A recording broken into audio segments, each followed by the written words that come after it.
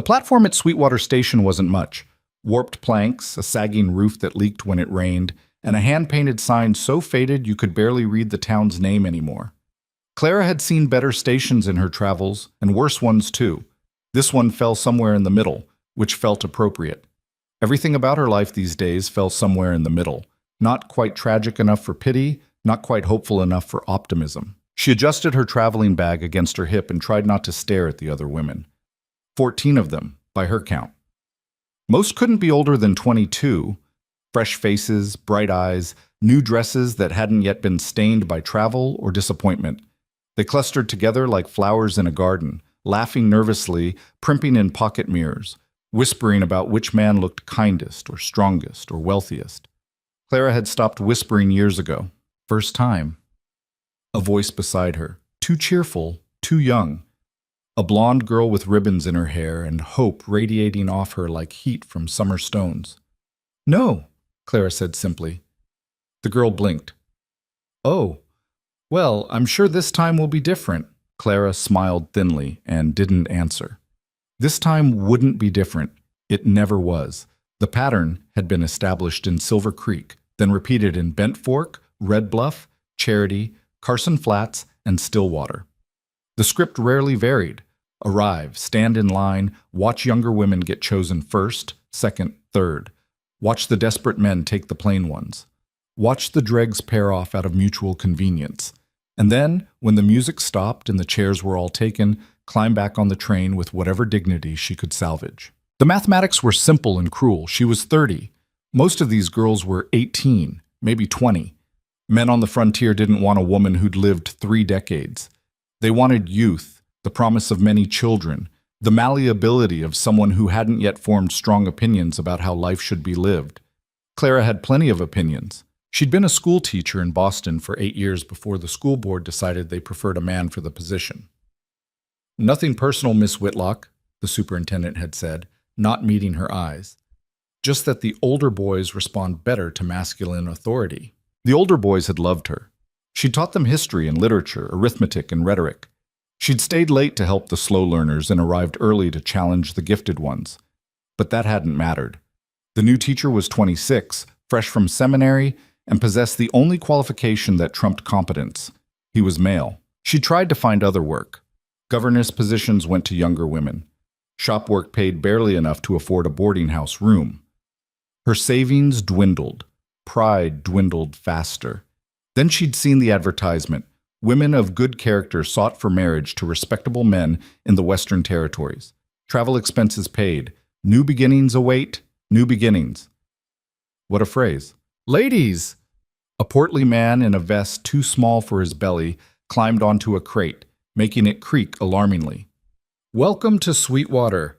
I'm Mayor Sykes, and on behalf of our fine town, we're mighty pleased to have you here." He mopped his forehead with a handkerchief that had seen better days. "Now, we know you've had a long journey, so we've arranged for rooms at the boarding house where you can rest and freshen up. Tomorrow afternoon, we'll have a social at the church where you can meet our eligible bachelors. There'll be refreshments, music, and—" "Where are they?" someone called out. "The men, I mean." Nervous laughter rippled through the group. Sykes chuckled. "Some of the boys are working, can't leave their ranches or businesses unattended, you understand. But they'll all be at the social tomorrow, every last one of them." He paused, scanning the group. "We've got 23 fine men looking for wives, good men, hard workers. You ladies won't be disappointed. 23 men, 14 women. The math worked in their favor, at least. Unless you were Clara. The boarding house was better than expected. Clean sheets, a decent mattress, a window that actually opened.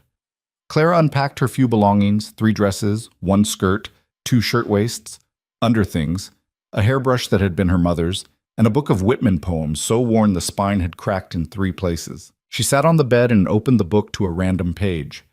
"I am large, I contain multitudes." Clara closed it again. She felt neither large nor multitudinous. She felt like a woman running out of chances. A knock at the door. "Miss Whitlock?" A woman's voice, older, steadier. "I'm Mrs. Brennan. I run the boarding house. Just wanted to make sure you had everything you need." Clara opened the door to find a woman in her 50s, gray-streaked hair pinned back, wearing a practical dress and an appraising look that Clara recognized, the look of someone who'd seen enough of life to make quick judgments.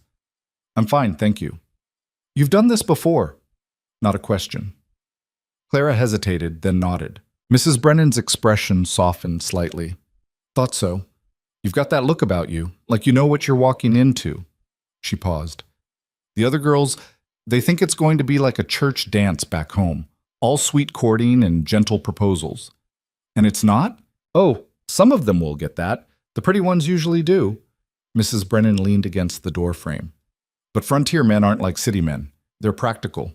They need help, not decoration. A wife out here is a business partner as much as anything else. That's what they all say, Clara said quietly. Until they see a 20-year-old with a nice smile. Mrs. Brennan studied her for a long moment. Maybe. But the smart ones, the ones worth having, they're looking for something that doesn't fade with age. She straightened up. Supper's at 6. Don't be late or you'll miss the good portions. The social was held in a church that smelled of pine sap and hope. Someone had strung up paper decorations, and a fiddler sat in the corner playing something meant to be cheerful but coming out slightly off-key. Tables held lemonade and cookies that tasted like they'd been made 3 days ago.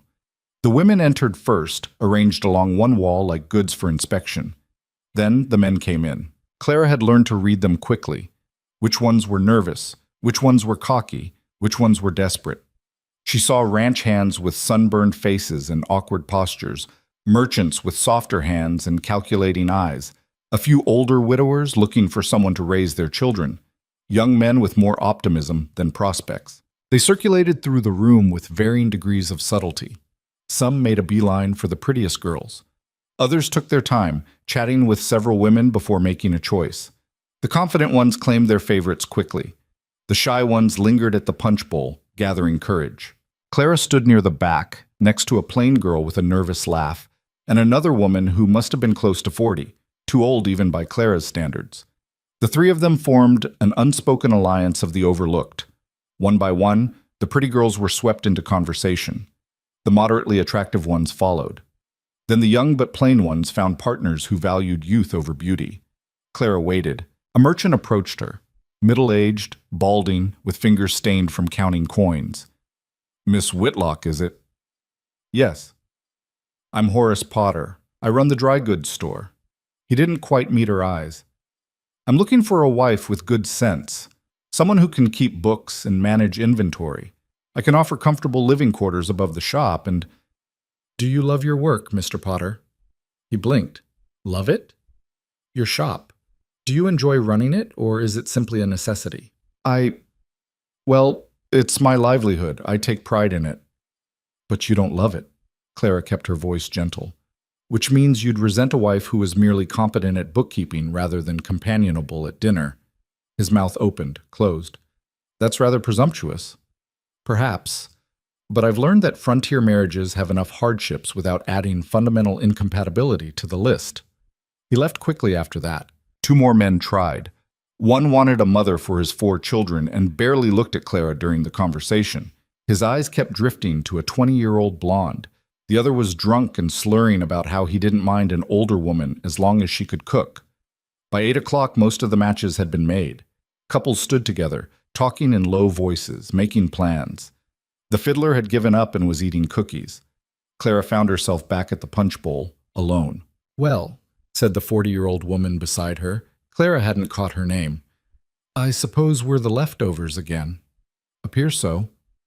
"You'd think they'd at least pretend to consider us."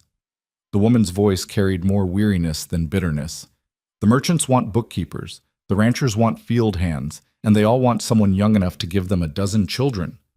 Clara poured herself more punch she didn't want. "What will you do?" "Go home, I suppose." "You?" Clara didn't answer because she didn't know. Boston held nothing for her, but neither apparently did Wyoming. She was considering slipping out early, sparing herself the final humiliation of standing alone while couples made their farewells, when the church door opened. The man who entered didn't belong with the others. He was tall, lean, in the way of men who worked hard and ate less than they should. His clothes were clean but worn, not the Sunday best the other men had donned, just work clothes that had seen honest use. Dark hair, longer than fashionable, touched the collar of his shirt. His face was weathered, lines carved deep around his eyes and mouth. 40, maybe. Hard to tell. But it was his eyes that struck her, gray as winter sky, and just as unforgiving. He scanned the room with the economy of someone who didn't waste time on unnecessary observation. His gaze passed over the coupled pairs, dismissed them, moved on. Lingered briefly on the few remaining unattached women, then settled on Clara. She froze, punch cup halfway to her lips. He crossed the room in long strides that suggested he'd rather be anywhere else but had business to conduct. The crowd parted automatically, the way people moved for men who carried a certain kind of presence. "You're new," he said when he reached her. His voice was rough, like gravel underfoot. "Yes." "From back east." Not a question, but she answered anyway. "Boston." He nodded as if this confirmed something. "You teach school." Clara's eyebrows rose. "How did you—" "The way you hold yourself. The way you talk to Potter. Heard that from across the room. You're educated." His eyes narrowed slightly. "And you've done this before. The bride gatherings." Heat crept up her neck. "Is it that obvious?" To someone paying attention, he glanced around the room. "Most of these fools don't look past a pretty face. They'll marry the first girl who blushes at them, and half those marriages will be miserable before the first snow." "And you're different?" "I'm practical." He said it without pride or apology, just statement of fact. "I need a partner, not a decoration. The ranch is 18 miles north of here, cattle operation, some horses. The work's hard. The winters are harder. Last woman I hired as a housekeeper lasted 3 weeks before she quit crying and caught the next train out." "That's quite a sales pitch," Clara said dryly. Something that might have been amusement flickered in his eyes. "Not trying to sell you anything. Trying to be honest about what the life is." "Why me?" "Because you're still standing here." He gestured at the room. "Everyone else paired off with someone they'll learn to tolerate, or they left. You stayed. That means you're either desperate or stubborn." "Perhaps both." "Good. You'll need both." He paused. "I'm Caleb Vance." "Clara Whitlock." "I know. Ask Sykes about you." At her expression, he continued. "Former school teacher, 30 years old, unmarried, no family back east, worth mentioning. You've tried this 6 times before in 6 different towns." Embarrassment burned through her, but she kept her chin up. "Thorough research." "Like I said, practical. I don't make decisions blind." His gaze held hers. "Question is whether you're interested in making one either." "You're proposing marriage to a woman you met 2 minutes ago." "No, I'm proposing we spend the next 3 days talking. Get to know each other's minds. See if we're compatible enough to build something that lasts." He crossed his arms. "End of 3 days. If either of us thinks it won't work, you get on the train and that's the end of it. No hard feelings." Clara studied him. He wasn't handsome. His face was too harsh, too marked by hard living. He wasn't charming, blunt to the point of rudeness. But there was something solid about him, something real in a way the other men hadn't been. "What do you get out of this?" she asked. "You could have your pick of younger women." "Younger doesn't mean better. I need someone with sense enough to handle problems when I'm out with the cattle. Someone who won't panic when things go wrong, and they will go wrong. Someone who understands that frontier life isn't romantic, it's survival." "You make it sound grim." "It is grim. Beautiful sometimes, but mostly grim." He tilted his head slightly. "You want pretty lies or honest truth?" "I've had enough lies." "Then we might get along." He uncrossed his arms. "Tomorrow morning, 10 o'clock, meet me at the livery. We'll ride out to the ranch so you can see what you'd be getting into. Bring practical clothes. You'll ruin a good dress." "That's presumptuous." "That's practical. You can say no right now if you want." He waited. Clara should say no. This was insane. More insane than the bride gatherings themselves. 3 days with a stranger who looked at her like a potential business arrangement rather than a woman. A man who promised nothing but hardship and survival. But then she thought about the train ride back to Boston. The empty boarding house room. The slow erosion of hope until there was nothing left but resignation. 10 o'clock, she heard herself say. Caleb nodded once, sharp and final.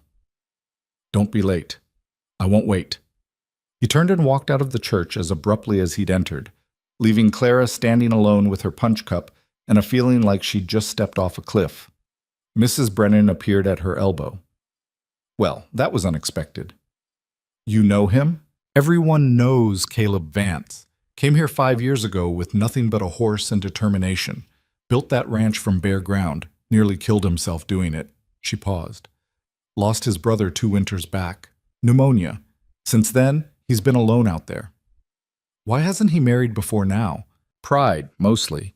Didn't want to bring a woman into that life until he could offer something more than a dirt floor and starvation rations. Mrs. Brennan gave Clara a searching look. He's not an easy man. Doesn't talk much. Doesn't soften hard truths. Doesn't know how to be gentle.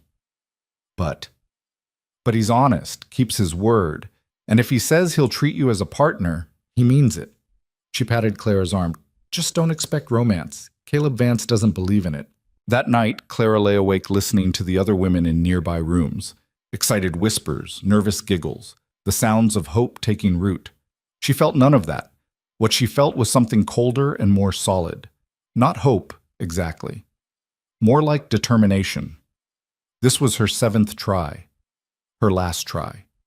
And Caleb Vance, with his brutal honesty and his grim promises, might be her last chance at a life that was something other than slow defeat. She thought about his eyes. Hard as winter, but clear. Direct. She thought about his words. I need a partner, not a decoration. And she thought about how tired she was of being neither. When morning came, Clara dressed in her oldest skirt and most practical shirtwaist. She braided her hair tight and pinned it close to her head. She looked in the small mirror above the wash basin and saw what Caleb must have seen. A woman past her youth, past illusions, but not yet past fighting. She arrived at the livery at 10 o'clock exactly.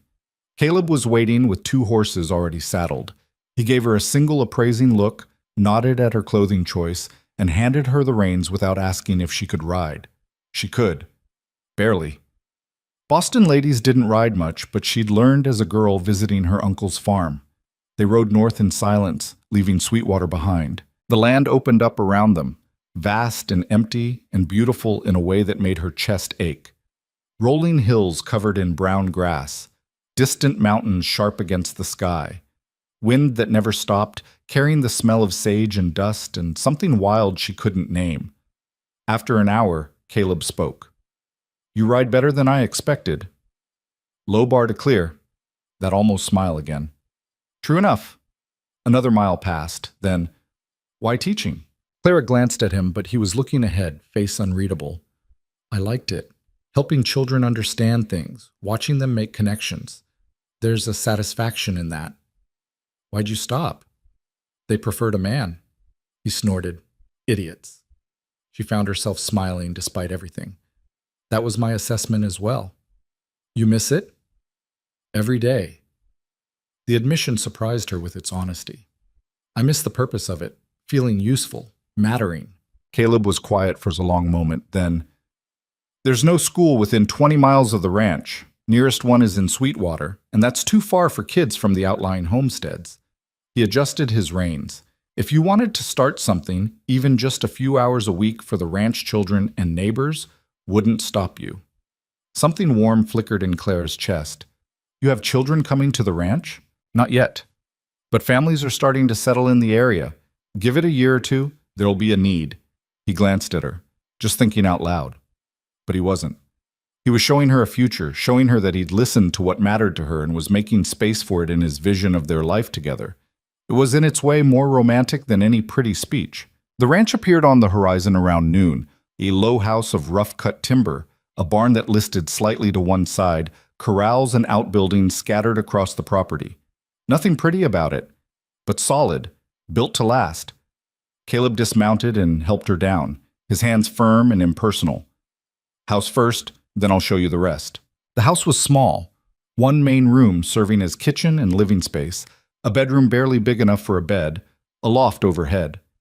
Everything clean but Spartan, a stove that looked like it had seen hard use, a table with 2 mismatched chairs, shelves holding supplies in careful organization. It's not much, Caleb said, the first hint of something like discomfort in his voice. It's honest, Claire replied. She ran her hand along the table's edge. You built this? Most of it. Bought some materials in town, but did the work myself. She looked around again, seeing it differently now, not as poverty, but as possibility. The roof leaks? Not anymore. Fixed it last month. The stove works? Better than most. She met his eyes. Then it's enough to start with. Something eased in his expression.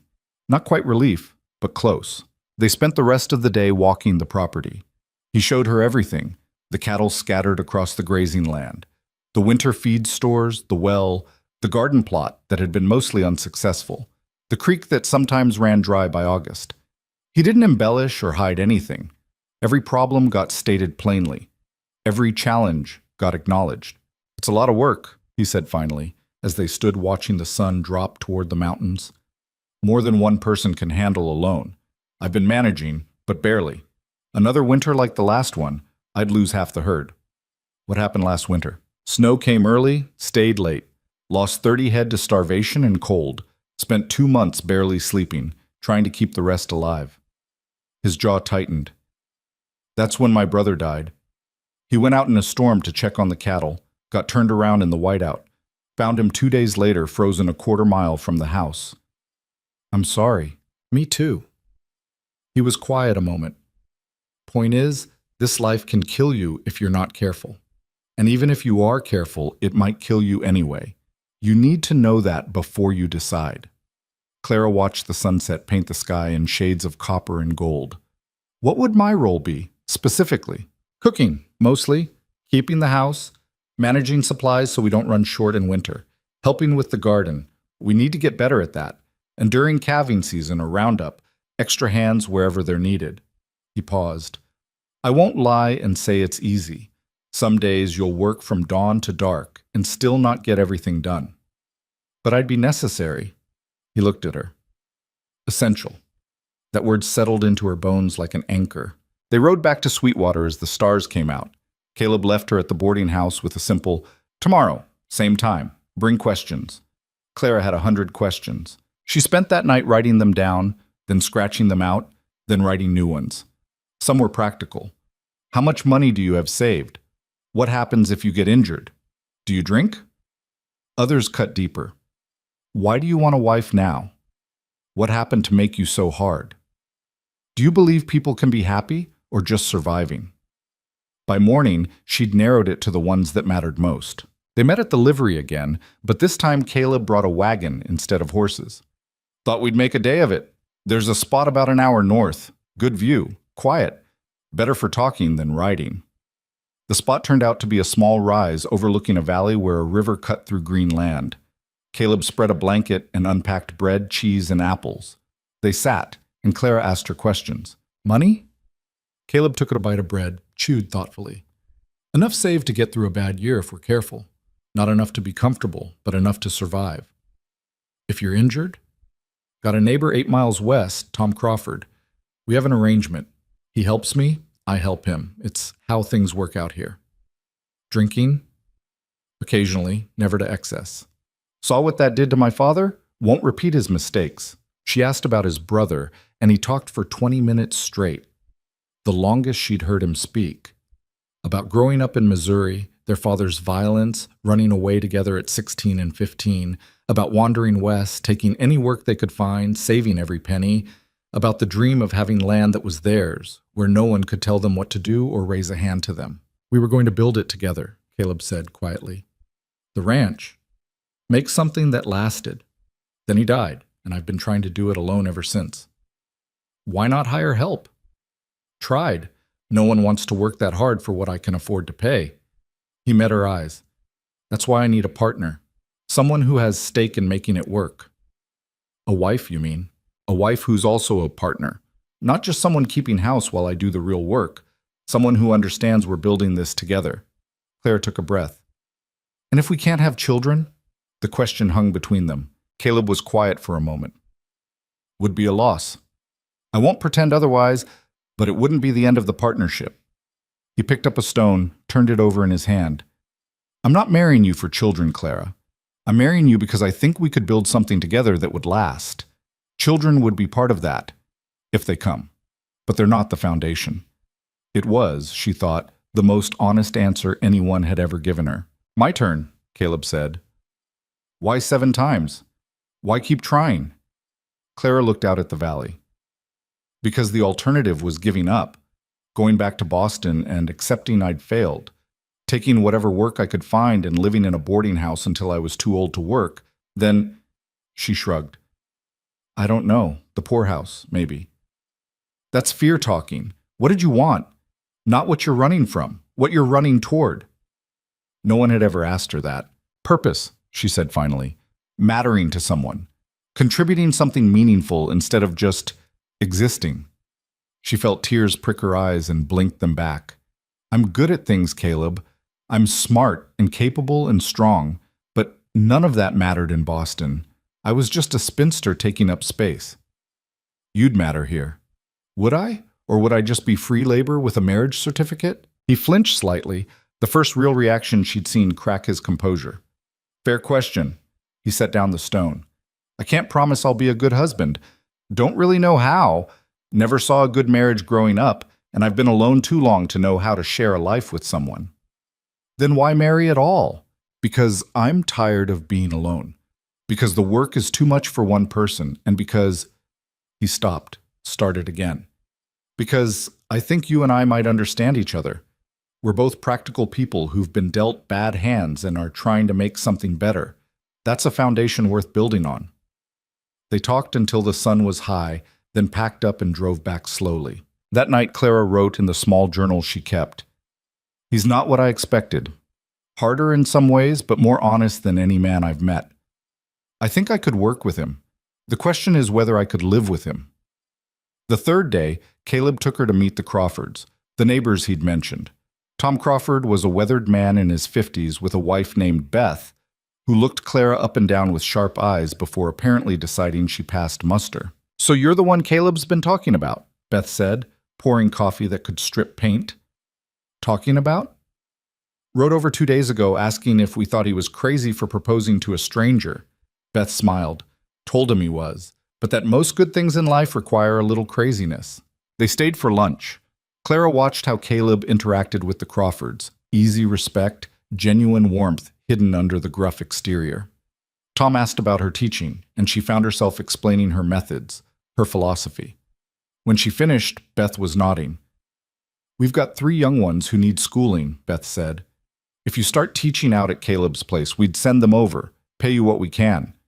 It was the first time someone had offered her work, real work, in months. On the ride back, Caleb said, You were good with them. They're nice people. They're the only people within 10 miles. If you can't get along with them, you'll be lonely as hell. Clara laughed, surprised the sound came out. Always with the romantic words. That almost smile. Just being practical. I know. She looked at him. That's what I'm starting to like about you.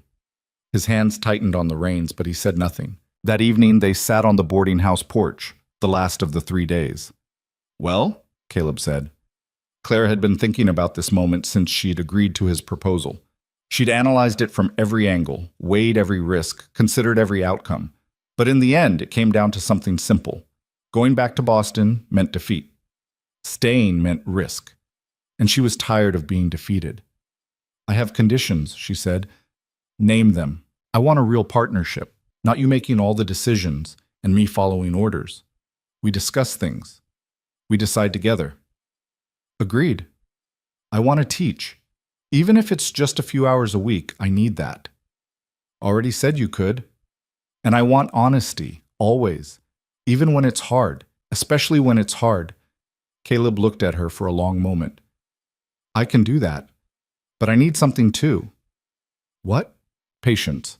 I'm not good at this, at people, at talking, at all the things that come easy to others. I'll mess up, say the wrong thing, forget things that matter, but I'll try. His jaw set. I just need you to be patient while I figure it out. Clara felt something crack open in her chest, something that had been locked tight for years. I can do that, she whispered. Caleb stood, held out his hand. Not romantic, not gentle, just solid and real and there. Clara took it.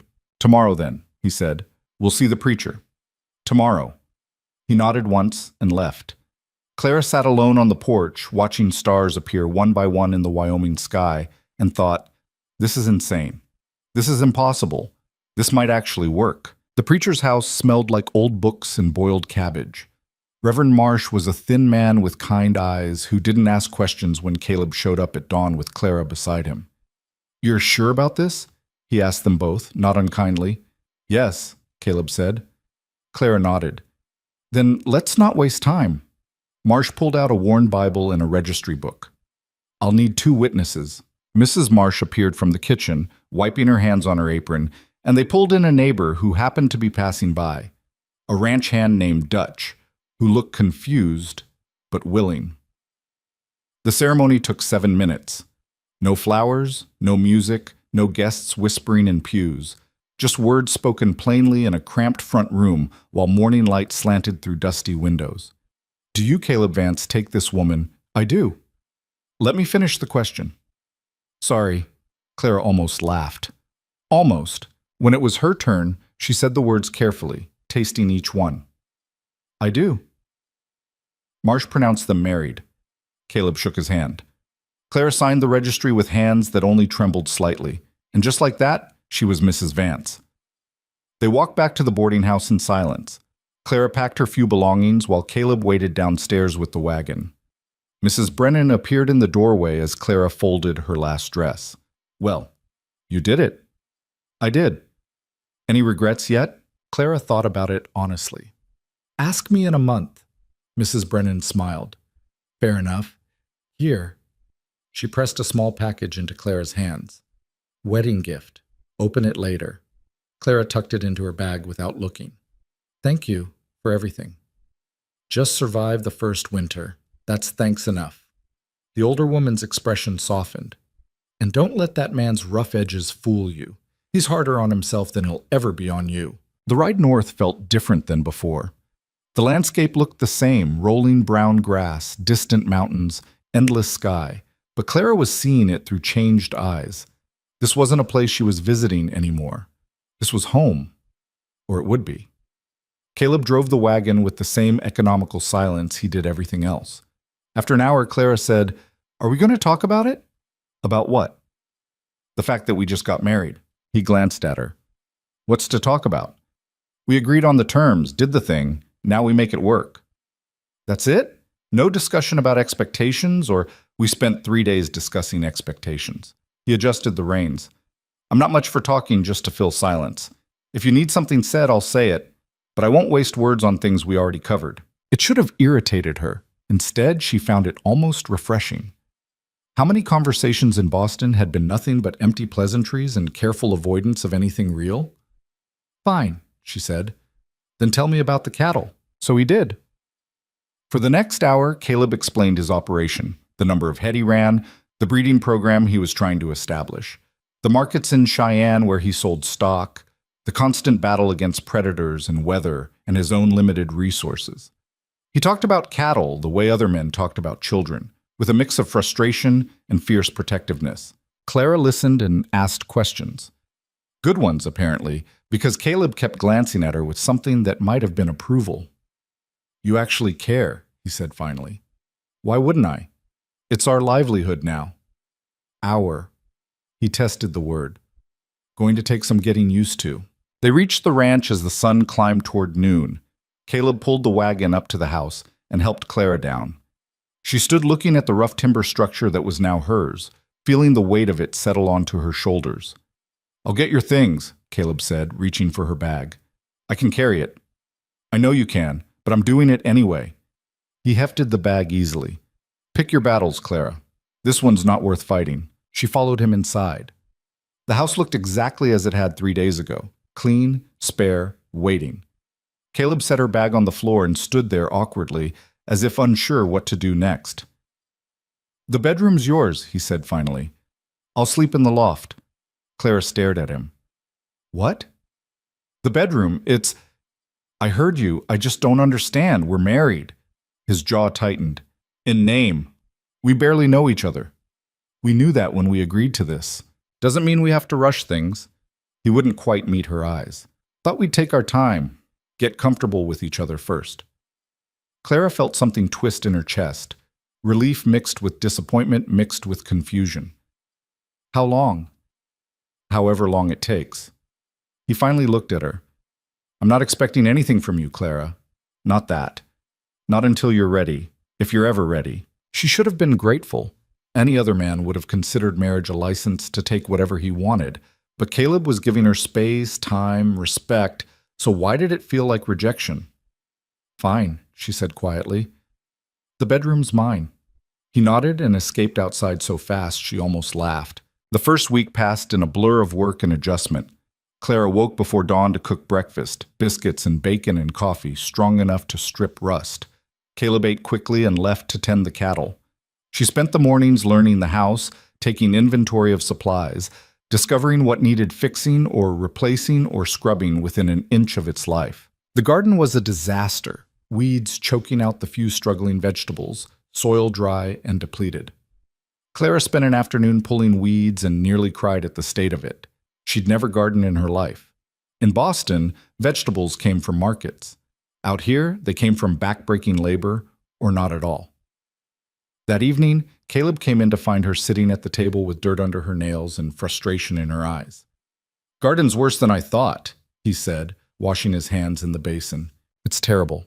I don't even know where to start. Beth Crawford knows gardening. I'll ask her to come by, show you some things. I should know how to do this already. Why? You're a teacher, not a farmer. He dried his hands. None of us knows everything. That's why we help each other. It was the kindest thing he'd said to her all week. Beth came by 2 days later with seeds, advice, and a practical attitude that made Clara feel less incompetent. They spent the morning amending soil and planning what to plant. Takes time, Beth said, tamping dirt around a tomato seedling. First year's always rough. By the third year, you'll have more vegetables than you know what to do with.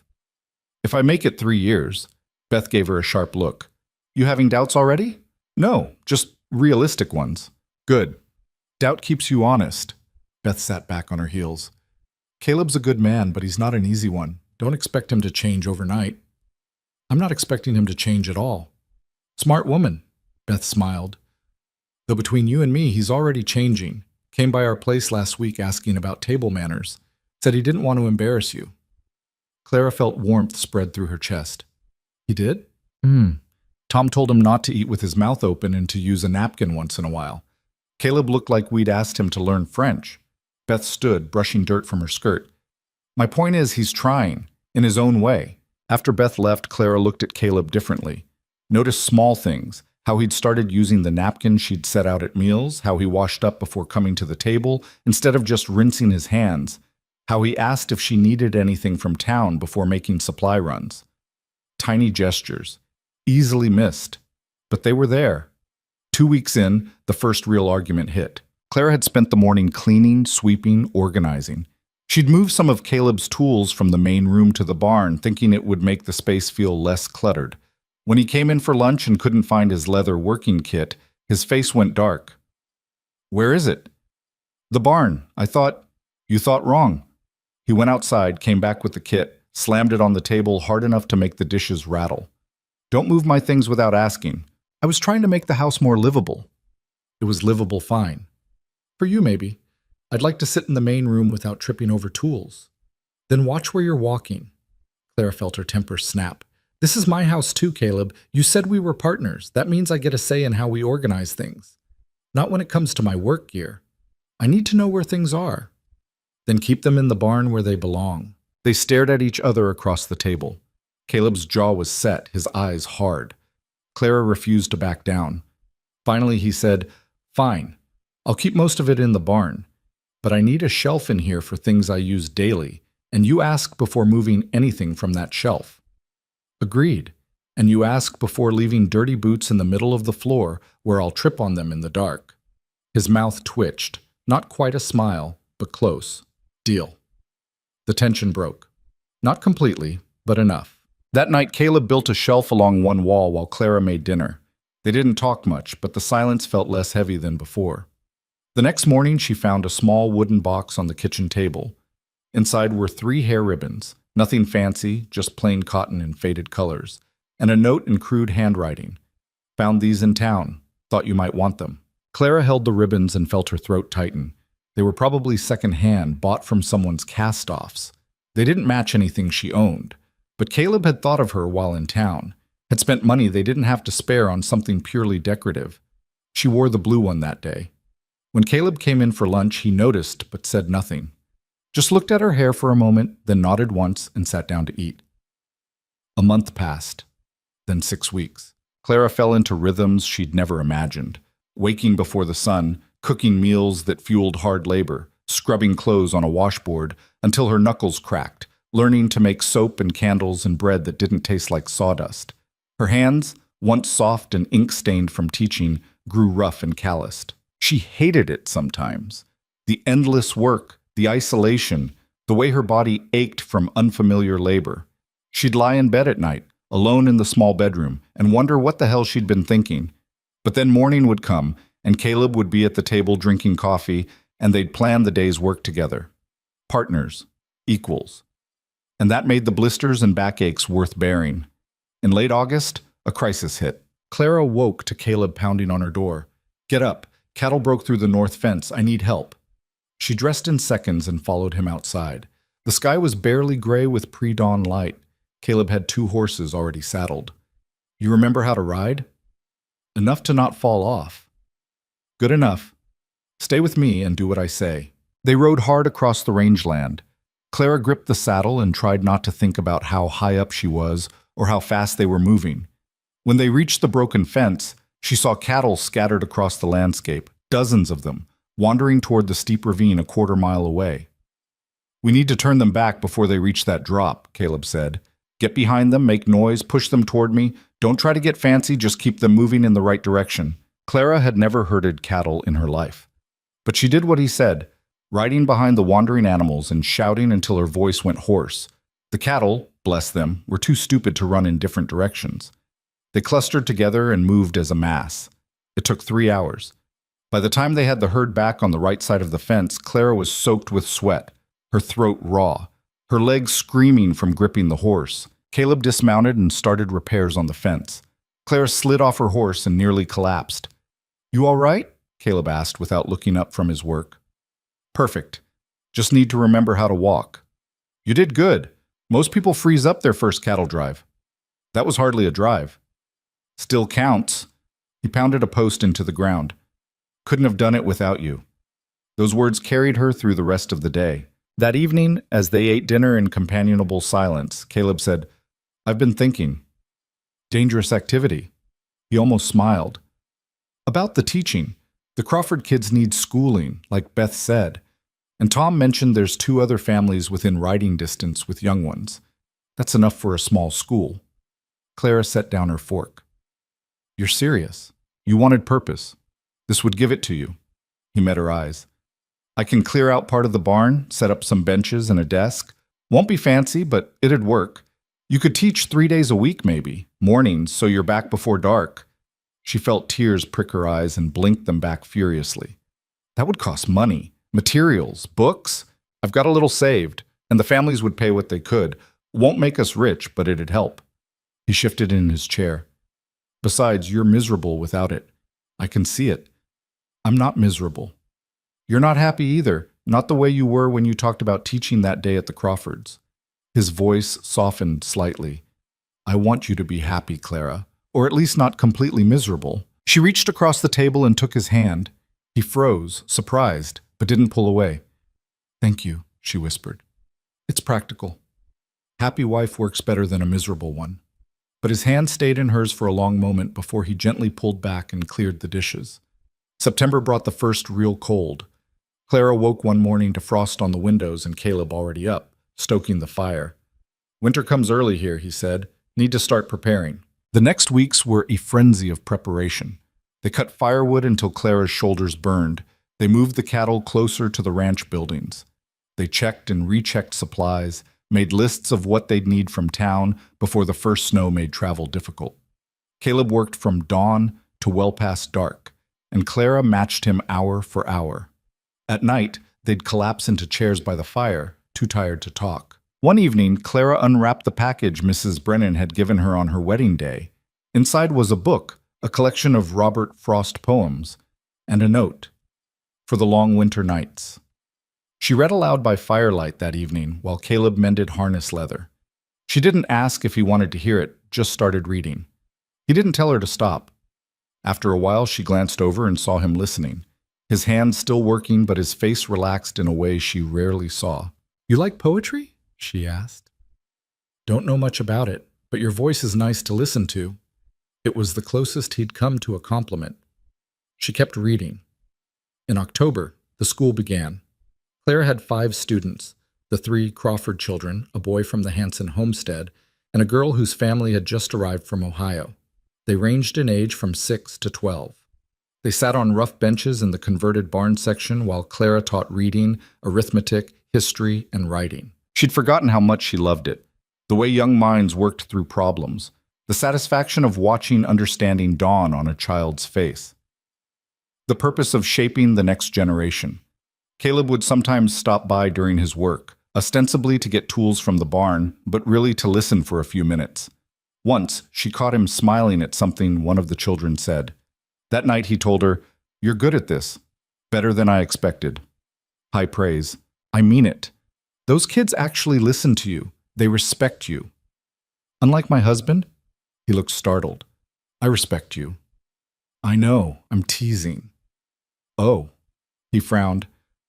"I'm not always good at knowing when you're doing that." "I've noticed." She set down her mending. "Caleb, can I ask you something?" "Go ahead."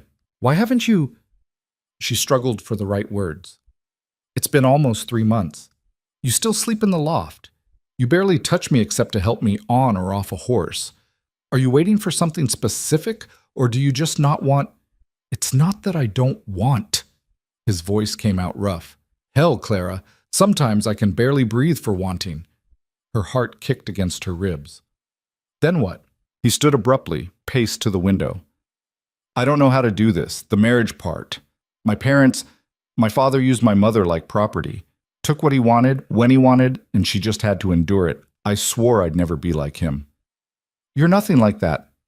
"How do you know? You barely know me." "I know enough." She stood too. "I know you gave me time to adjust. I know you respect my opinions. I know you're patient and thoughtful and probably the most decent man I've ever met." He turned to face her. "I'm afraid I'll mess this up. Hurt you somehow. Do something wrong." Clara crossed the room until she stood in front of him. "You will mess up, so will I. That's part of being human." She took a breath. "But hiding from each other isn't going to build the partnership we agreed on." "What are you saying?" "I'm saying I'm ready. If you are." Caleb searched her face for a long moment. Then, slowly, carefully, he reached out and touched her cheek. His hand was rough from work, gentle in a way that made her chest ache. "You're sure?" "I'm sure." He kissed her then, awkward at first, unpracticed, but honest. Real. That night, he didn't sleep in the loft. The next morning, Clara woke to find Caleb already up, making coffee. When she came out of the bedroom, he glanced at her with something almost like shyness. "Morning." "Morning." She sat at the table, suddenly uncertain. "So, that happened." "It did." He poured coffee with extra care. "Any regrets?" "No. You?" "No." He set the cup in front of her. "Though I'm probably supposed to say something romantic now, and I don't know what that would be." Clara laughed, the sound surprising them both.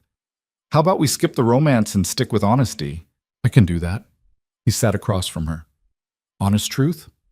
Last night meant something to me. Don't know how to explain it better than that." "It meant something to me, too."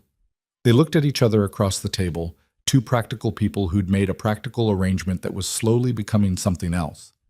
"Guess we're really married now," Caleb said. "Guess so." He nodded once, stood, kissed the top of her head, quick and uncertain, and went out to start the day's work. Clara sat alone in the kitchen, drinking her coffee and feeling something warm and terrifying take root in her chest. Not love. Not yet. But maybe the beginning of it. November arrived with the first snow. Just a dusting at first, enough to frost the grass and make the mornings bitter. Caleb's mood shifted, became more focused, more tense. He checked the cattle constantly, reinforced shelter, calculated feed stores with an intensity that bordered on obsession. "It's just early snow," Clara said one evening. "It'll melt." This is how it started last year. Light snow in November, then hell in December. His jaw clenched. "I won't lose the herd again. Can't afford to." She understood then. It wasn't just about the cattle. It was about his brother, about failure, about the fear that one wrong decision would cost them everything. "What can I do?" He looked surprised. "Nothing. This is our problem, our herd, our winter." She crossed her arms. "Tell me what needs doing." So he did. And for the next weeks, they worked as a true team. Clara learned to recognize sick cattle, to mix feed, to break ice on water troughs. Her hands went raw from the cold. Her muscles ached. But she didn't complain. One morning, as they worked side by side in the barn, Caleb said quietly, "I couldn't do this without you." Clara looked at him. His face was serious, that rough honesty she'd come to depend on. "Yes, you could. You did it last year." "Barely, and it nearly broke me." He held her gaze. "This year's different. You're here. That makes everything different." It wasn't poetry. It wasn't even particularly romantic, but coming from Caleb, it meant everything. The real snow came in mid-December, and it came with a vengeance. Clara woke to a world erased by white. The windows were completely covered, the door blocked by a drift that reached past her waist when Caleb finally forced it open.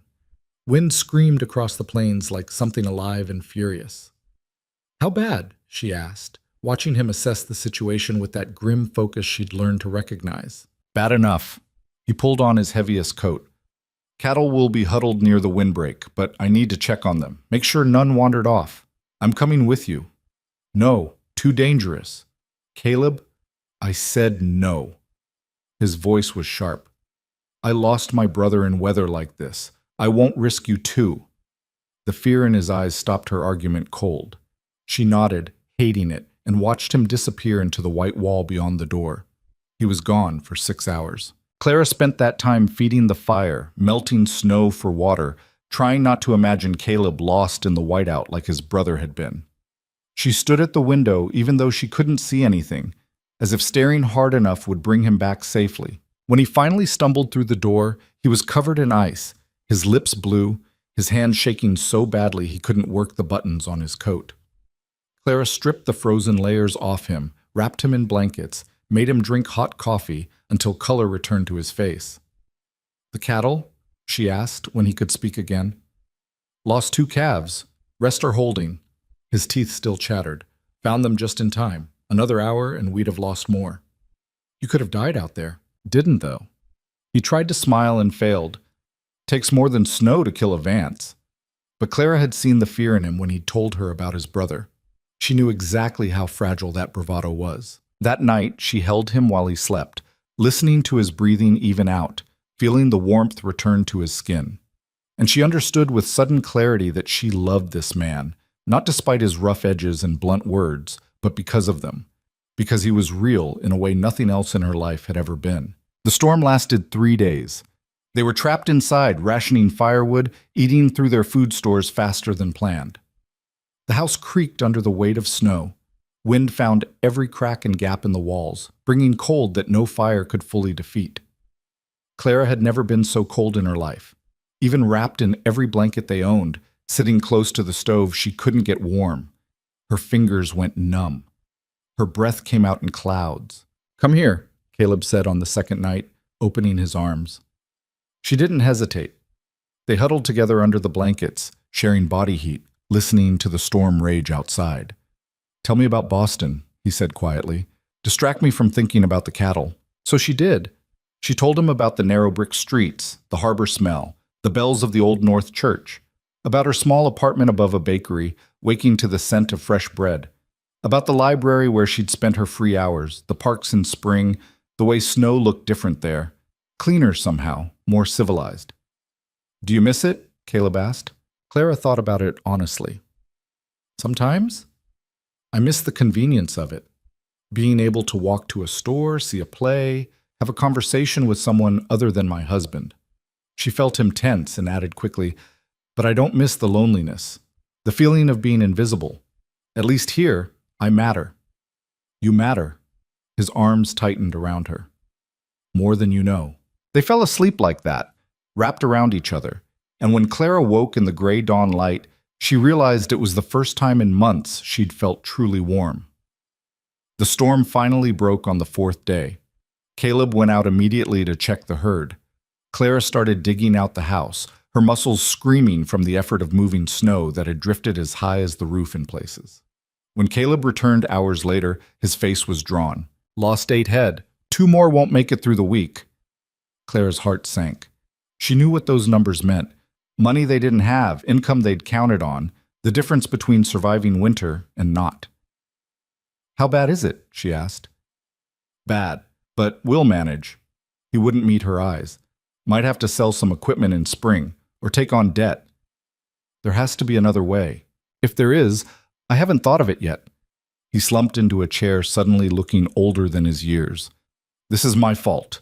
Should have moved them closer to shelter earlier. Should have... Stop. Clara knelt in front of him.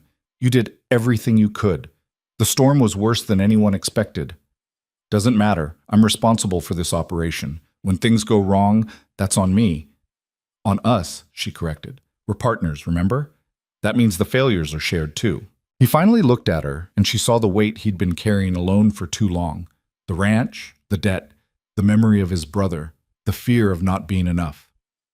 I don't know how to share failure, he said quietly. Only ever knew how to carry it myself. Then learn. She took his rough hands in hers. That's what marriage is, isn't it? Carrying things together that would break us alone. Something shifted in his expression. Not quite relief, but close. When did you get so smart? I've always been smart. You're just now noticing. That got a real smile out of him. Small, but real. They spent the rest of December digging out, tending the surviving cattle, stretching their supplies. Clara's teaching had to stop. The snow was too deep for the children to travel safely. She missed it more than she'd expected.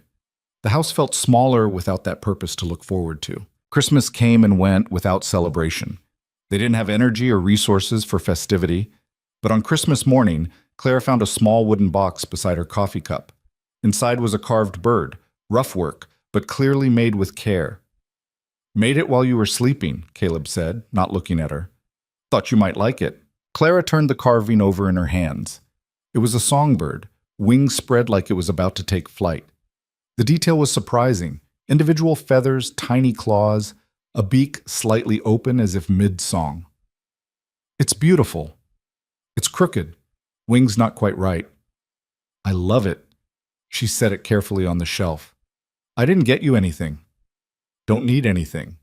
But he looked pleased despite himself. That afternoon, Clara read poetry aloud while Caleb worked on mending tack. They ate a simple dinner of beans and cornbread. It was the worst Christmas either of them had ever had. It was also, somehow, one of the best.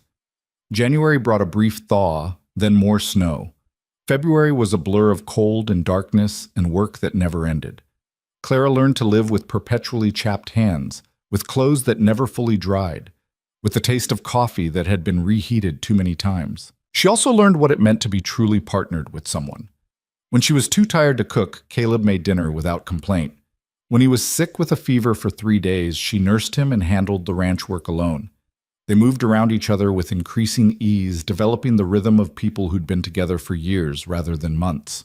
But the strain showed in other ways. Hashans. One evening in late February, Clara snapped at Caleb for tracking mud through the house she'd just cleaned. He snapped back that she was welcome to do the cattle work herself if she wanted him to stay outside all day. The argument escalated, words getting sharper, voices getting louder, all the stress of the winter finding an outlet. You don't appreciate anything I do, Clara shouted. I appreciate it. I just don't have time to stop and thank you every 5 minutes. I'm not asking for thanks every 5 minutes. I'm asking you to notice that I'm working myself to death trying to keep us alive. You think I don't notice? You think I don't see how hard you're working? Caleb's face was flushed. I see everything, Clara. Every sacrifice, every effort. But I don't know how to say it in ways that sound right to you. The anger drained out of her suddenly. Then say it in ways that sound right to you. He stared at her for a long moment. Then, roughly, you're the strongest person I know. Stronger than me in ways that matter. And I'm sorry I don't tell you that enough. Clara felt tears prick her eyes. I'm not that strong. I'm terrified most of the time. Terrified we won't make it. Terrified I'm not enough. You're enough. He crossed the room, pulled her into his arms. More than enough. They stood like that for a long time, holding each other in the dim kitchen while wind rattled the windows. We're going to make it, Caleb said finally. We have to. Clara wanted to believe him. March arrived with mud instead of snow. The world began to thaw, revealing all the damage winter had hidden. Fences were down in 3 places. The barn roof had a leak. 2 of the windows had cracked from the cold. The cattle that had survived looked gaunt and exhausted. So did Caleb. He'd lost weight over the winter, his face drawn and haggard. He worked from before dawn to after dark, trying to repair everything at once. Clara watched him push himself past exhaustion, past good sense, and didn't know how to make him stop. You need to rest, she told him one evening when he came in after dark for the 3rd night running. Can't. Too much to do. You're going to collapse. I'm fine. You're not fine. You're exhausted. And when you're this tired, you make mistakes. I don't have the luxury of rest. His voice was flat. We're behind on everything. If I don't get the repairs done now, we'll lose more cattle come summer. And if you kill yourself from exhaustion, we'll lose everything. They stared at each other across the kitchen table. Clara saw the stubborn set of his jaw and knew he wasn't going to listen, so she changed tactics. Fine, then I'm helping. You already help. No, I mean really helping. With the fence repairs, the roof, all of it. You show me what to do, and we do it together. Twice the hands means half the time. Clara, we're partners, Caleb. That's what you wanted, so let me be one. He opened his mouth to argue, then closed it, finally nodded. All right, but you follow my instructions exactly. Some of this work is dangerous. I can handle dangerous. As it turned out, she could. Clara learned to string barbed wire without tearing her hands to shreds. She learned to patch a roof, to brace a fence post, to coax a frightened cow out of a mud pit. The work was brutal, but there was satisfaction in it too, in seeing tangible results, in knowing she was contributing to their survival in ways that mattered. One afternoon, as they worked on replacing a section of fence, Tom Crawford rode up with his son. Heard you had damage, Tom said. Thought you could use extra hands. They worked together until sunset, the 4 of them making progress that would have taken Caleb days alone. When they finished, Tom refused payment. That's what neighbors do, he said. Besides, you helped me dig out my well last fall. We're even. After they left, Caleb stood looking at the repaired fence with something like wonder. Couldn't have done that alone. That's the point, Clara said. You don't have to. Something eased in him after that day. Not completely. Caleb would probably carry the weight of responsibility until he died. But enough that he stopped working himself to collapse. Enough that he started accepting help when it was offered. In April, the school resumed. The children returned, older somehow after the winter break, more serious. They'd all lost something during the hard months, a grandparent, livestock, a sibling to illness. The frontier took without mercy. But Clara saw resilience in them too. The way they helped each other with lessons, the way they shared the precious pencils and paper, the way they soaked up knowledge like it was water in a drought.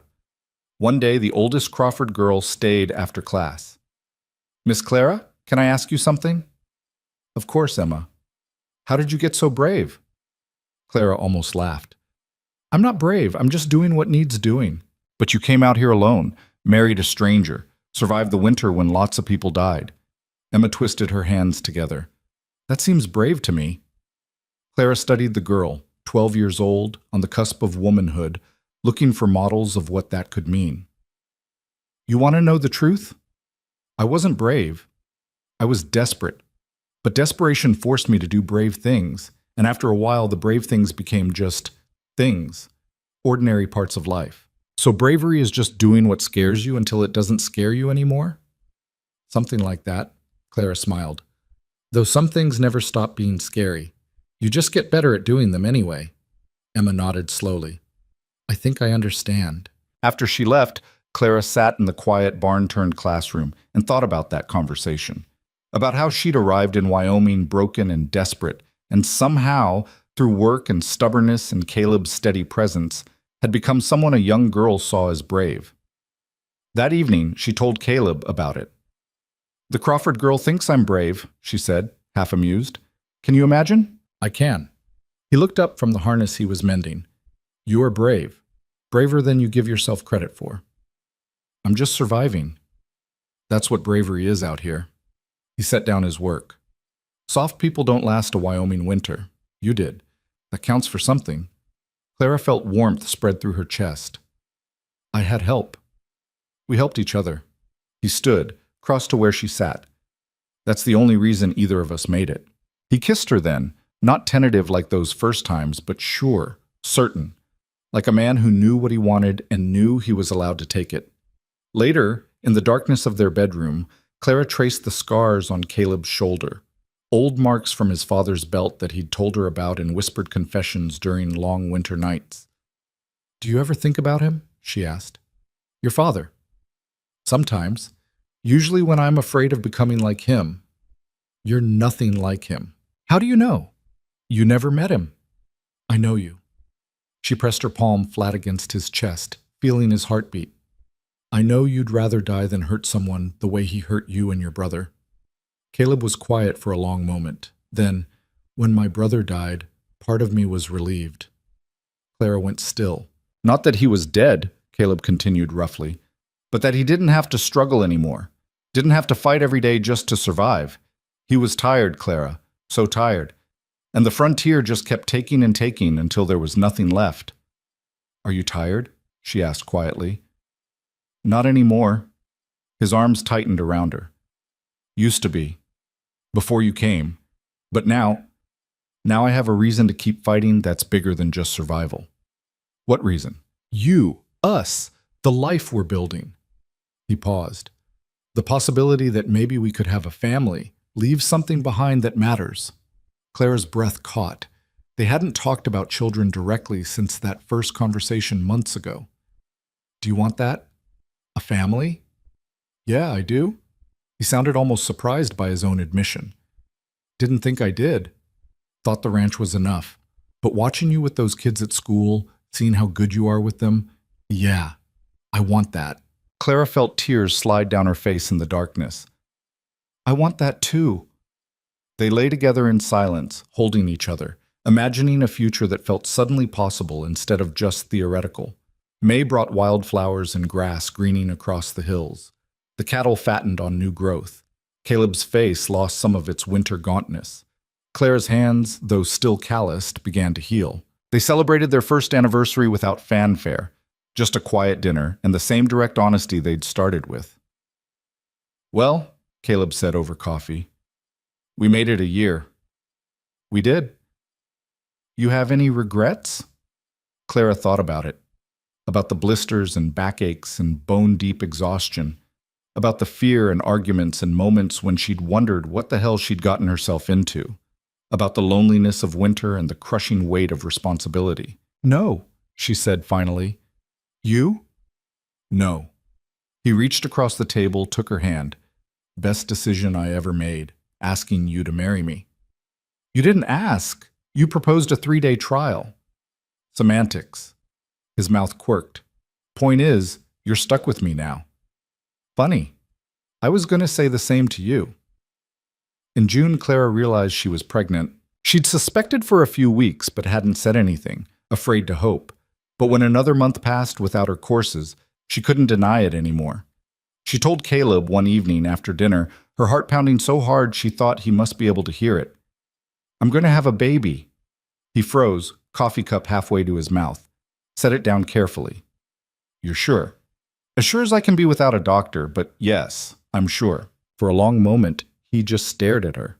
Then his face broke into the biggest smile she'd ever seen from him, wide and unguarded, and full of something that looked like joy. A baby, he said, like he couldn't quite believe it. A baby. He stood, pulled her into his arms, held her like she was made of glass. We're going to have a baby. Clara laughed against his chest. That's what I just said. I know, I can't. He pulled back to look at her. You're happy about this? Terrified. But yes, happy. Me too. He kissed her forehead, her cheeks, her mouth. We need to get you to a doctor, make sure everything's all right. And we'll need to prepare. The baby will need a cradle, clothes, and we should probably add another room to the house. And Caleb, breathe. He stopped, took a breath. Sorry, I know, she smiled. But we have time. Months yet. Months, he repeated. Then, quieter. Are you scared? Yes. Childbirth is dangerous out here. No hospital, no.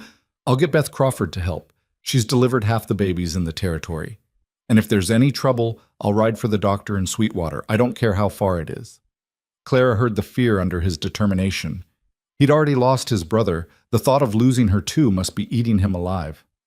I'm strong, she said. Stronger than I was when I arrived. We'll be fine. You don't know that. No. But I believe it. She took his face in her hands. We've survived everything else. We'll survive this too. He nodded, but she could see the worry that would plague him for the next months. The fear that loving someone meant giving them the power to destroy you by leaving. That night, Caleb built a fire even though it was warm out, and they sat together in the gathering dusk. He kept his hand on her still flat stomach as if he could protect the life growing there through sheer determination. Tell me what kind of father you want to be, Claire said softly. The opposite of mine. He said it immediately, fiercely. Patient, kind. Someone who builds up instead of tearing down. You'll be good at that. How do you know? Because you're good at it with me. He looked at her, surprised. I'm not always patient with you. No, but you try. And when you mess up, you admit it and do better. She leaned against him. That's all anyone can ask. They sat in silence for a while, watching stars appear one by one. Then Caleb said, My brother would have loved this, being an uncle. He always wanted family. Tell me about him, the good parts. So he did. For the first time since Clara had known him, Caleb talked about his brother not as a tragedy, but as a person. About his laugh, his terrible singing voice, his optimism that never quite died no matter how hard life got. About the dreams they'd shared and the future they'd planned. Clara listened and understood that this baby would carry that legacy too. Would be part of the family. Caleb's brother had wanted but never got to see. We should name them after him, she said. If it's a boy. Would you want that? Caleb's voice was rough when he answered. Yeah, I'd want that. The summer passed in a haze of heat and anticipation. Claire's body changed in ways that fascinated and terrified her. Her belly swelled, her back ached, her ankles disappeared beneath stubborn swelling. She couldn't ride anymore, couldn't lift heavy things, couldn't work the way she had before. It made her irritable. I'm useless, she complained one particularly hot afternoon in August, watching Caleb haul water she couldn't carry. You're growing a human being. That's not useless. I should be helping more. You are helping. You're keeping yourself and the baby healthy. He set down the bucket.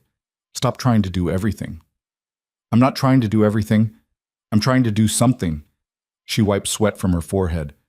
I hate being limited like this. Caleb crouched in front of her chair. I know, but fighting it won't change it. His hand rested gently on her belly. Just a few more months. Then you can go back to doing too much and arguing with me about rest. Despite herself, Clara smiled. You promise? I promise. But the truth was, pregnancy scared her more than she wanted to admit.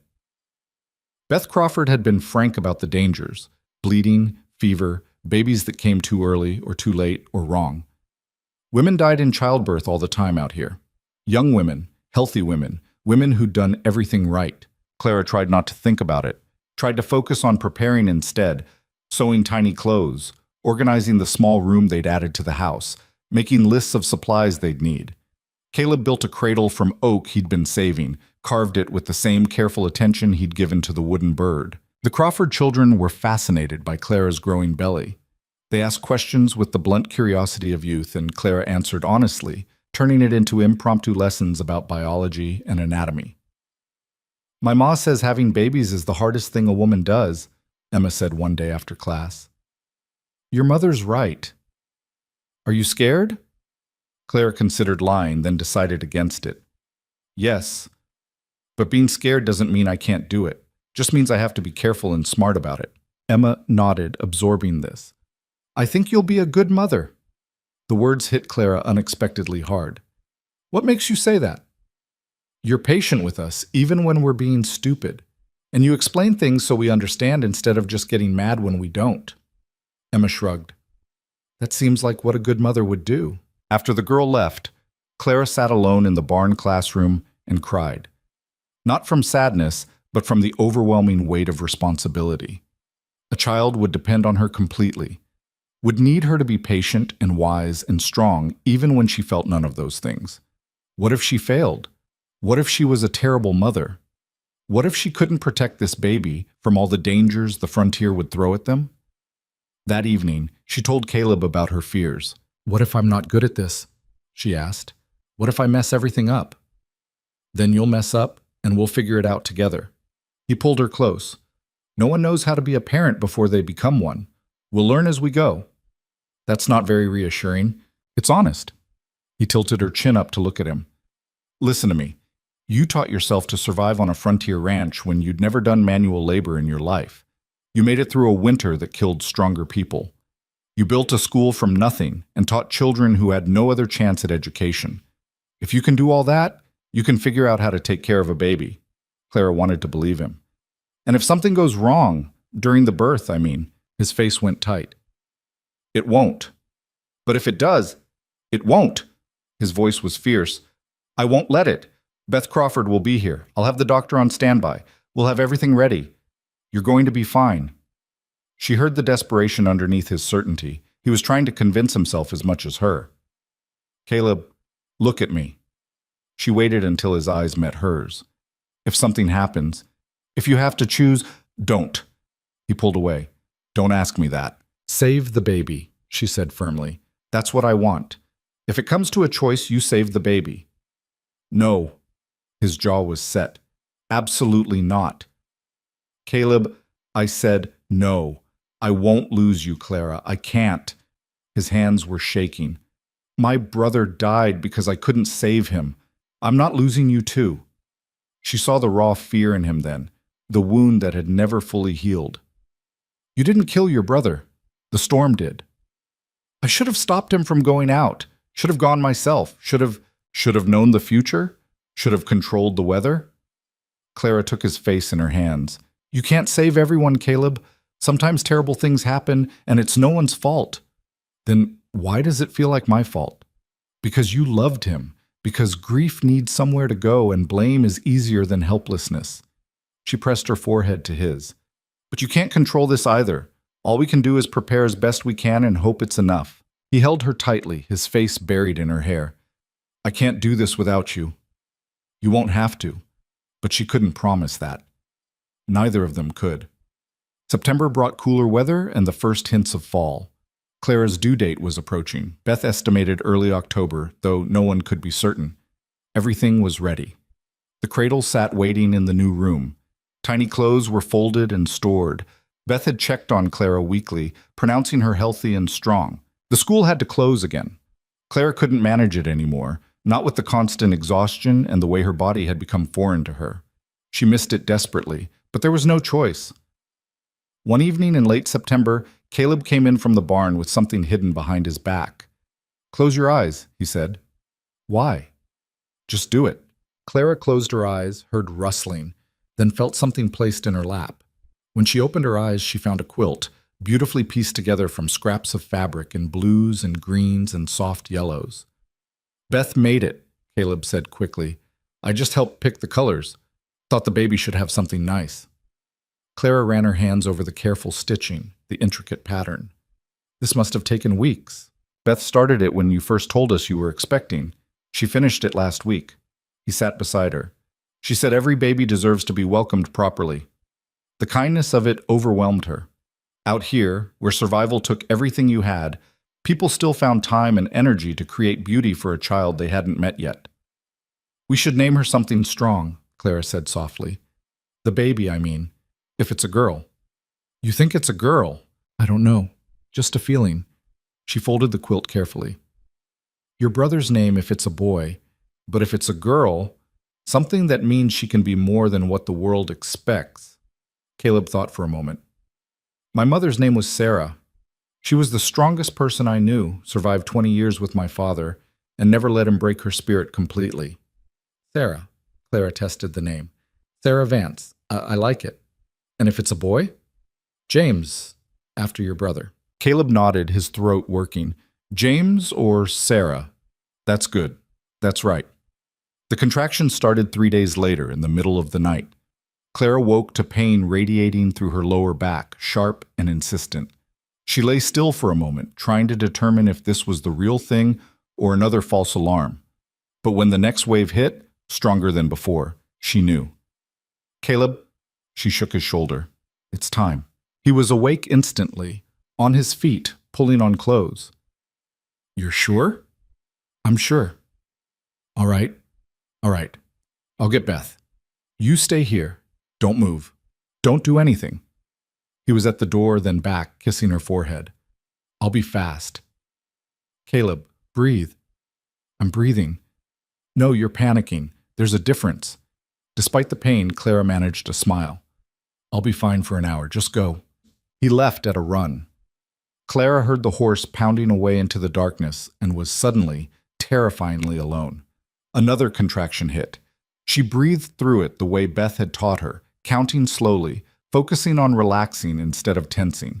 When it passed, she made herself get up, light the lamps, boil water. Stay busy. Stay calm. By the time Caleb returned with Beth, the contractions were coming regularly. Beth took one look at Clara and nodded approvingly. You're doing good. How far apart? 10 minutes, maybe? Good. We've got time. Beth set down her bag and started unpacking supplies. Caleb, I need you to keep water hot and stay out of the way unless I call for you. I'm not leaving her. You're not leaving the house, but you're not staying in this room either. Trust me, you don't want to see this part. Beth, out. Beth pointed at the door. You can come back when I tell you to. Caleb looked at Clara, who nodded.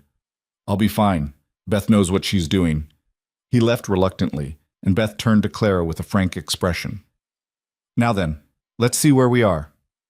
The next hours blurred together in waves of pain and brief respites.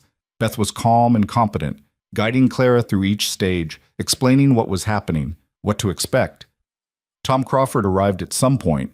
Caleb must have asked him to come, just in case. Clara heard them talking in low voices beyond the door, heard Caleb's fear in every word, Tom's steady reassurance. Women do this every day, Tom was saying. Clara's strong. She'll be fine. You don't know that. No, but worrying won't change anything, so you might as well believe it'll be all right. The pain intensified as dawn approached. Clara had never experienced anything like it, pain that erased everything else, that made the world contract to just this moment, this breath, this contraction. Beth stayed with her through all of it, coaching her, encouraging her, occasionally snapping at her to focus when the pain threatened to overwhelm her completely. I can't, Clara gasped during one particularly brutal contraction. I can't do this. You are doing this. You don't have a choice now. Beth's voice was firm. The baby's coming whether you're ready or not. So you push when I tell you to push, and you breathe when I tell you to breathe. Understand? Clara nodded, too exhausted to argue. Good. Now push. She pushed, over and over, until every muscle in her body screamed, until she was sure she couldn't push once more.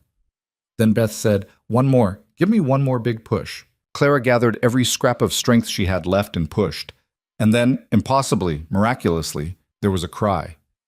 It's a girl, Beth said, her voice warm. A healthy baby girl. Clara collapsed back against the pillows, hardly able to process the words. A girl. A daughter. Beth worked quickly, cleaning the baby, checking her over with practiced efficiency. Then she wrapped her in a blanket and placed her in Clara's arms. Clara looked down at the tiny face, red and wrinkled and perfect, and felt something crack open in her chest. This was her daughter, this small, fierce creature who'd fought her way into the world. Hello, Sarah, she whispered. The baby's eyes opened, dark and unfocused, and Clara fell completely, irrevocably in love. Can I let your husband in now? Beth asked, smiling. He's been pacing holes in my floor for the past hour. Yes, please. The door opened and Caleb entered, his face pale and strained. His eyes went immediately to Clara, scanning her for damage, then to the bundle in her arms. Are you? We're fine. Clara shifted the baby so he could see her better. Come meet your daughter. Caleb approached slowly, like he was afraid sudden movement might shatter the moment. He stood beside the bed, looking down at the baby with an expression of absolute wonder. She's so small. She won't be for long. Beth was cleaning up, giving them space while staying close. She's got good lungs. You heard that cry. And a strong heartbeat. She's healthy. Clara's healthy. Everything went as well as could be hoped. Caleb reached out hesitantly, touched one tiny hand with his finger. The baby's fingers wrapped around it reflexively, and his face transformed. Sarah, he said softly. Her name's Sarah. After your mother, Clara confirmed. He looked at her then, and she saw tears in his eyes. Thank you for being all right. For her. For everything. We did this together, Clara said. Just like everything else. Beth cleared her throat. I'm going to give you two some privacy, but I'll be right outside if you need anything. And Clara, you need to rest. Proper rest. Not just closing your eyes for 5 minutes. After she left, Caleb sat carefully on the edge of the bed.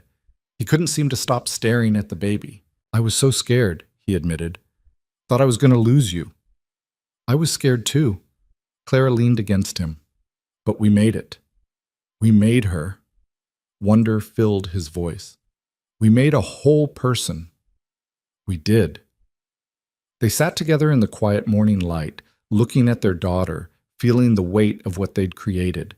A new life, a new beginning, a reason to keep building, keep fighting, keep surviving. Sarah made a small sound, not quite a cry, just a noise of discontent. Clara adjusted her hold and the baby settled. I don't know what I'm doing, Clara said quietly.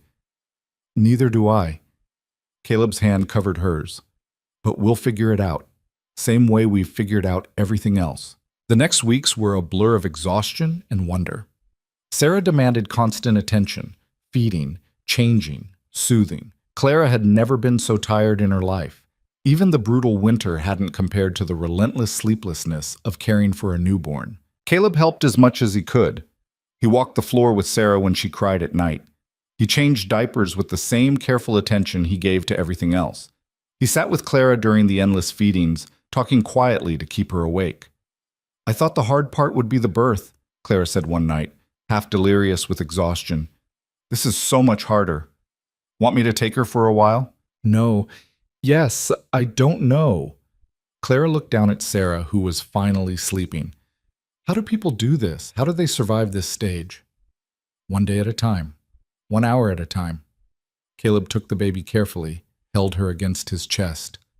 Go sleep. I've got her. But she'll need to eat soon. Then I'll wake you. But until then, sleep. Clara didn't have the energy to argue. She stumbled to bed and was unconscious within seconds. She woke 2 hours later to silence. Panic flooded through her. Why wasn't Sarah crying? And she rushed to the main room. Caleb was asleep in the chair. Sarah still cradled against his chest, both of them breathing peacefully. Clara stood in the doorway watching them, her heart so full it hurt. This rough, blunt man who'd promised her nothing but hard work and honesty was holding their daughter like she was made of spun glass. His face, even in sleep, was softer than she'd ever seen it. This was her family, her home, the life she'd built from desperation and stubbornness and a stranger's respect. It wasn't perfect. It was hard and exhausting and sometimes overwhelming, but it was real. It was hers, and she wouldn't trade it for anything. As fall progressed toward winter, they settled into new rhythms. Clara learned to function on broken sleep. Caleb learned to split his attention between ranch work and family. Sarah grew and changed daily, becoming more alert, more responsive. The Crawford children came to visit, brought by their mother who wanted to check on Clara and meet the baby. She's beautiful, Emma breathed, looking at Sarah with reverence. She's loud, Clara said honestly, and she doesn't sleep. But yes, she's beautiful. Beth laughed. That's motherhood, beautiful chaos. Clara found that to be accurate. Chaos, certainly. The house was messier than it had ever been, her schedule completely upended. But there was beauty in it too, in Sarah's first smile, in the way she'd calm when Caleb sang to her in his rough voice, in the simple fact that they were all alive and together. The school remained closed. Clara missed it, but couldn't manage it yet. Maybe in the spring, she thought, when Sarah was older and more settled. In November, the first snow came. Clara stood at the window holding Sarah, watching white fall from the gray sky, and felt none of the fear from last year. "We'll make it," she said to the baby. "We made it through last winter. This one won't beat us either." Caleb came up behind them, wrapped his arms around both of them. "Talking to yourself?" "Talking to our daughter, teaching her early that Vances don't quit." "Damn right we don't." He kissed the top of Clara's head. "Though I wouldn't blame you if you wanted to quit sometimes." "The thought has crossed my mind." Clara leaned back against him. "But then I remember I have nowhere else to go. This is home." "You could go back to Boston, start over." "Why would I want to? Everything I care about is here." She felt him relax against her. "Good. Because I'd have to come drag you back." "Would you?"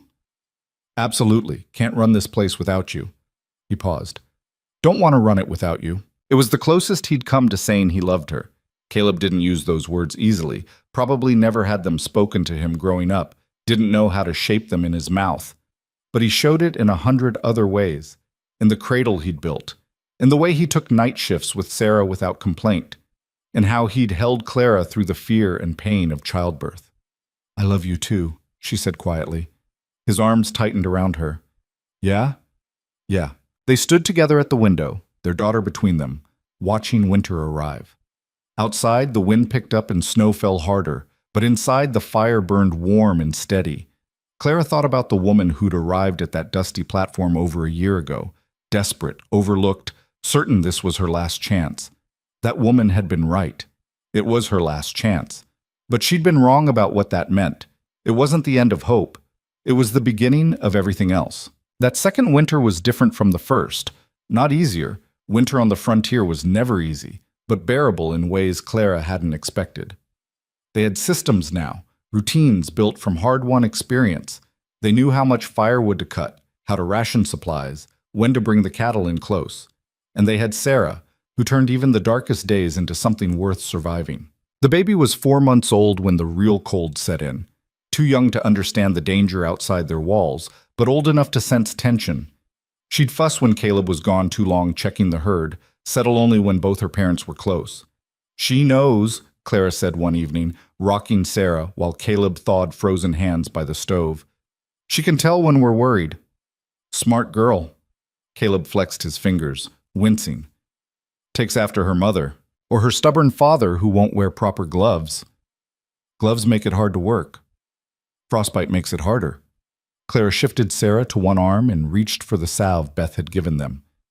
"Come here." He submitted to her care with the same grudging patience he showed everything, letting her rub ointment into his cracked, reddened skin. These moments of tending each other had become part of their language, the way they showed love without the words that still came awkwardly to both of them. "Tom says there's talk of building a proper schoolhouse in Sweetwater," Caleb said as she worked. "Town's growing, more families settling." Clara's hand stilled. "A real school? With a salary and everything. Town council's looking for a teacher." He met her eyes. "They asked about you." Her heart kicked. "They did?" "Beth mentioned you to Mayor Sykes. He remembered you from the bride gathering, remembered you were a teacher." Caleb paused. "It'd mean riding into town 3 days a week, long days, but the pay's decent, and they'd work around Sarah. You could bring her when she's small, arrange care when she's older." Clara set down the salve, her mind racing. A real teaching position. Steady income. The chance to reach more children than just the handful who could make it to their ranch. "What do you think?" she asked carefully. "I think you should do it if you want it." He said it simply. "You've been itching to get back to teaching. This is better than what we rigged up in the barn." "But it would mean leaving you alone here 3 days a week. And the money from the ranch is getting better. We came through winter last year without losing the herd. This year we'll actually turn a profit." His mouth quirked. "Besides, I survived alone before you came. I can manage 3 days a week." Clara studied his face, looking for resentment or uncertainty. Found neither. Just honest support for something she wanted. "I'll think about it," she said. But she already knew her answer. She started teaching in Sweetwater that spring, when Sarah was 7 months old. The schoolhouse was a simple building. 1 room, wooden benches, a pot-bellied stove, but it felt like a palace compared to the barn.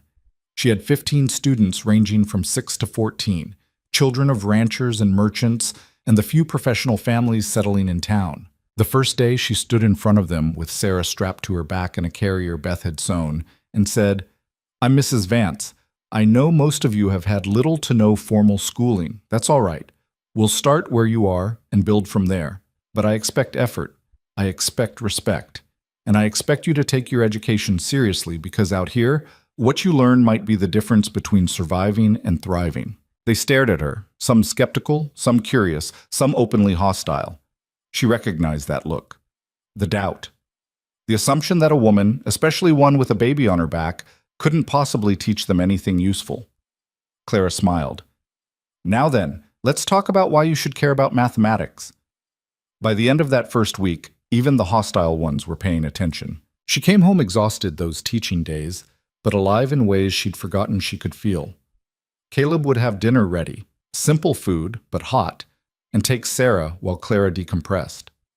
"How was it?" he'd ask. And she'd tell him about the children, their progress, their struggles, about the satisfaction of watching understanding dawn, of knowing she was shaping minds that would shape the territory's future. "You're good at this," Caleb said one evening. "Better than good, important. It's just teaching. It's not just anything." He looked at her seriously.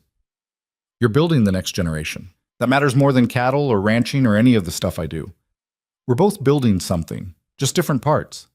Maybe, but yours will last longer." Clara thought about that conversation often over the next months, about legacy and purpose and what they were creating together, not just a ranch, not just a family, but something that would ripple forward into a future they'd never see.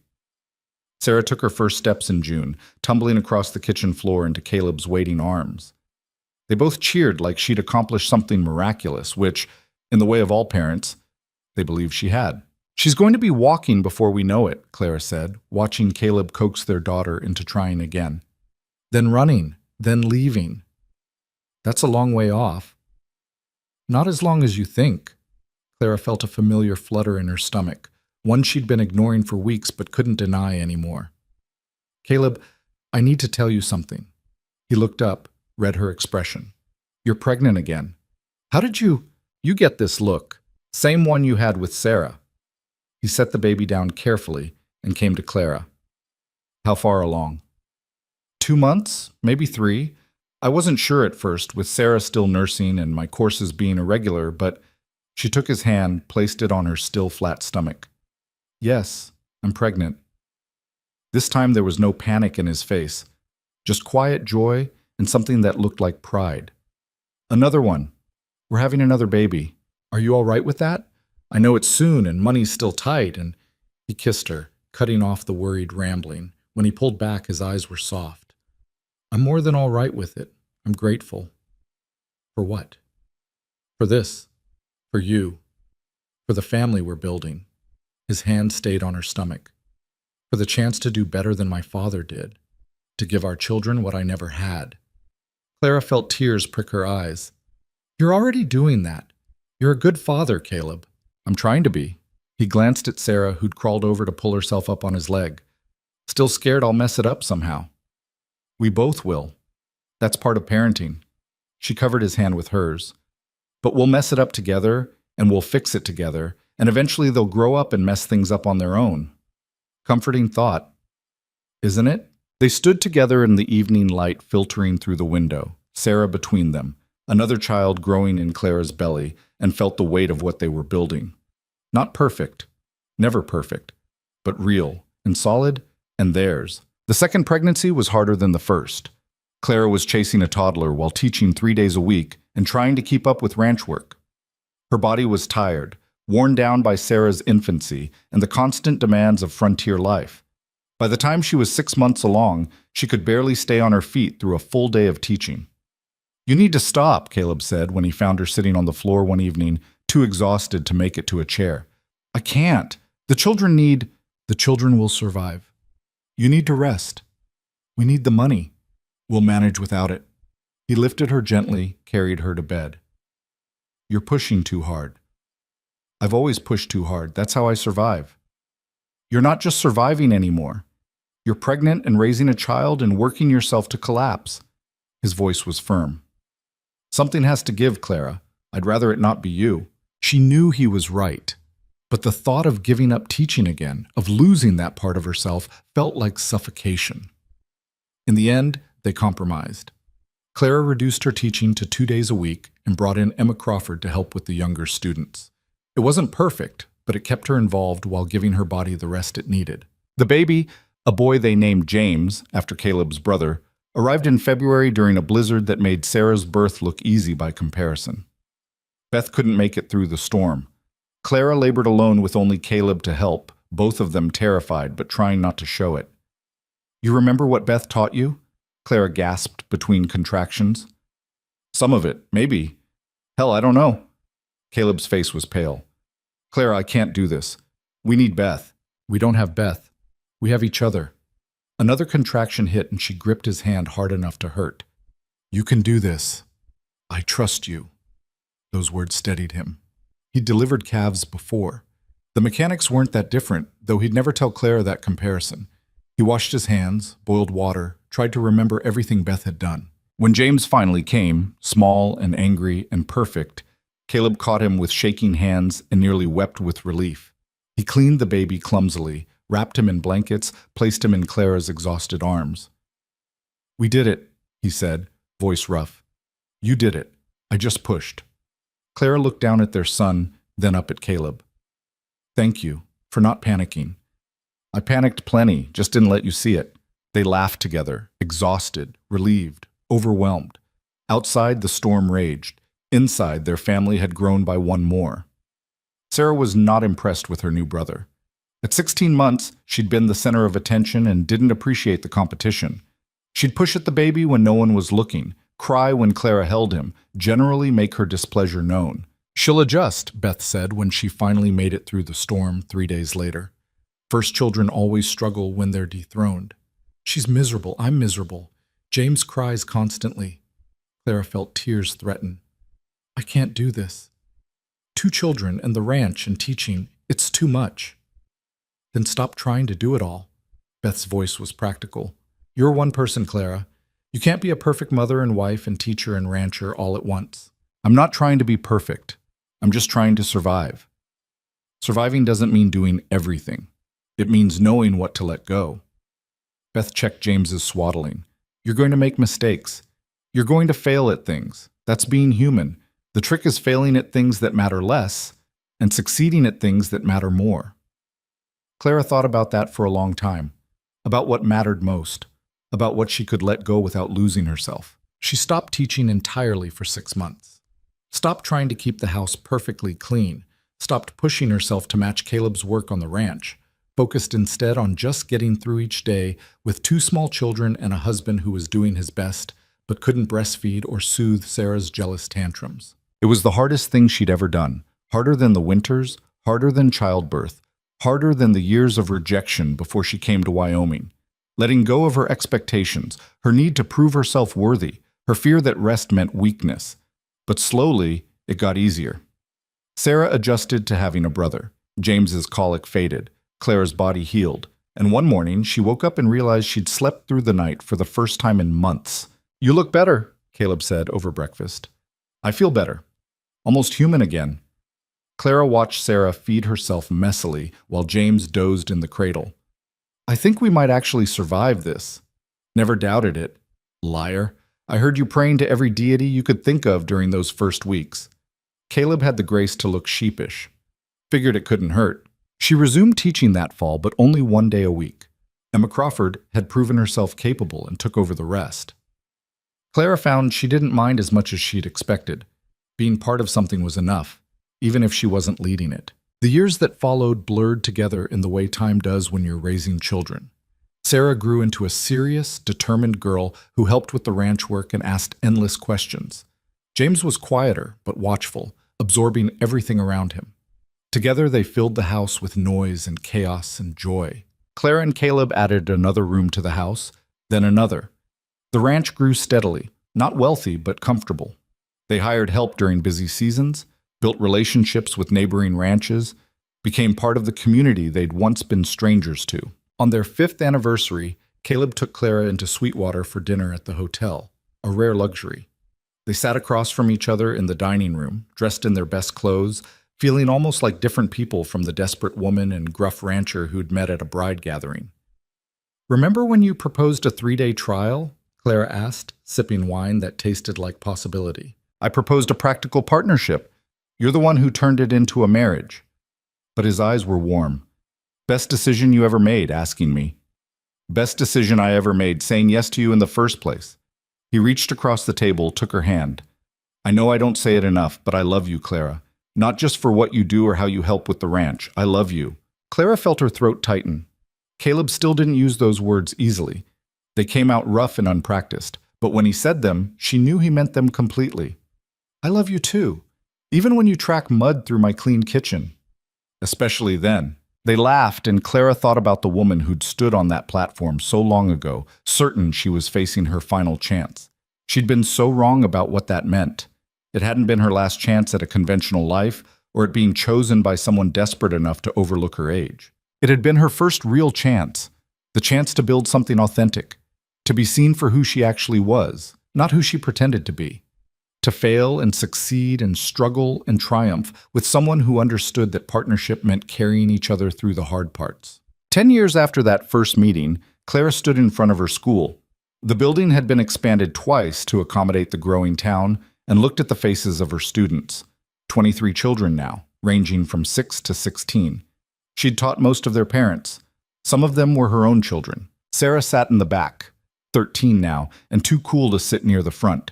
James was in the middle rows, 10 years old and already showing signs of becoming a scholar. And there was Emma, now 16 and serving as Clara's assistant teacher, preparing to take over entirely when Clara finally retired. "Today we're going to talk about resilience," Clara said. "About what it means to keep going when everything seems impossible. About how the choices we make in desperate moments can shape entire lives." She didn't tell them her own story. That wasn't the point. But she let it inform her teaching, let it shape how she talked about hardship and hope, and the space between giving up and pushing forward. After class, Emma stayed behind to help organize materials. "Mrs. Vance, can I ask you something?" "Of course." "Do you ever regret it? Coming out here, I mean. Giving up your life in Boston for this?" Clara looked around the simple schoolroom, at the books she'd fought to get funding for, at the slates covered in children's handwriting, at the map on the wall showing a territory that was slowly becoming states. "No," she said honestly, "I regret a lot of things. Mistakes I've made, opportunities I've missed, times I've failed my children or my husband or myself. But coming here, choosing this life, that I don't regret. Even though it was so hard. Especially because it was hard." Clara met the girl's eyes.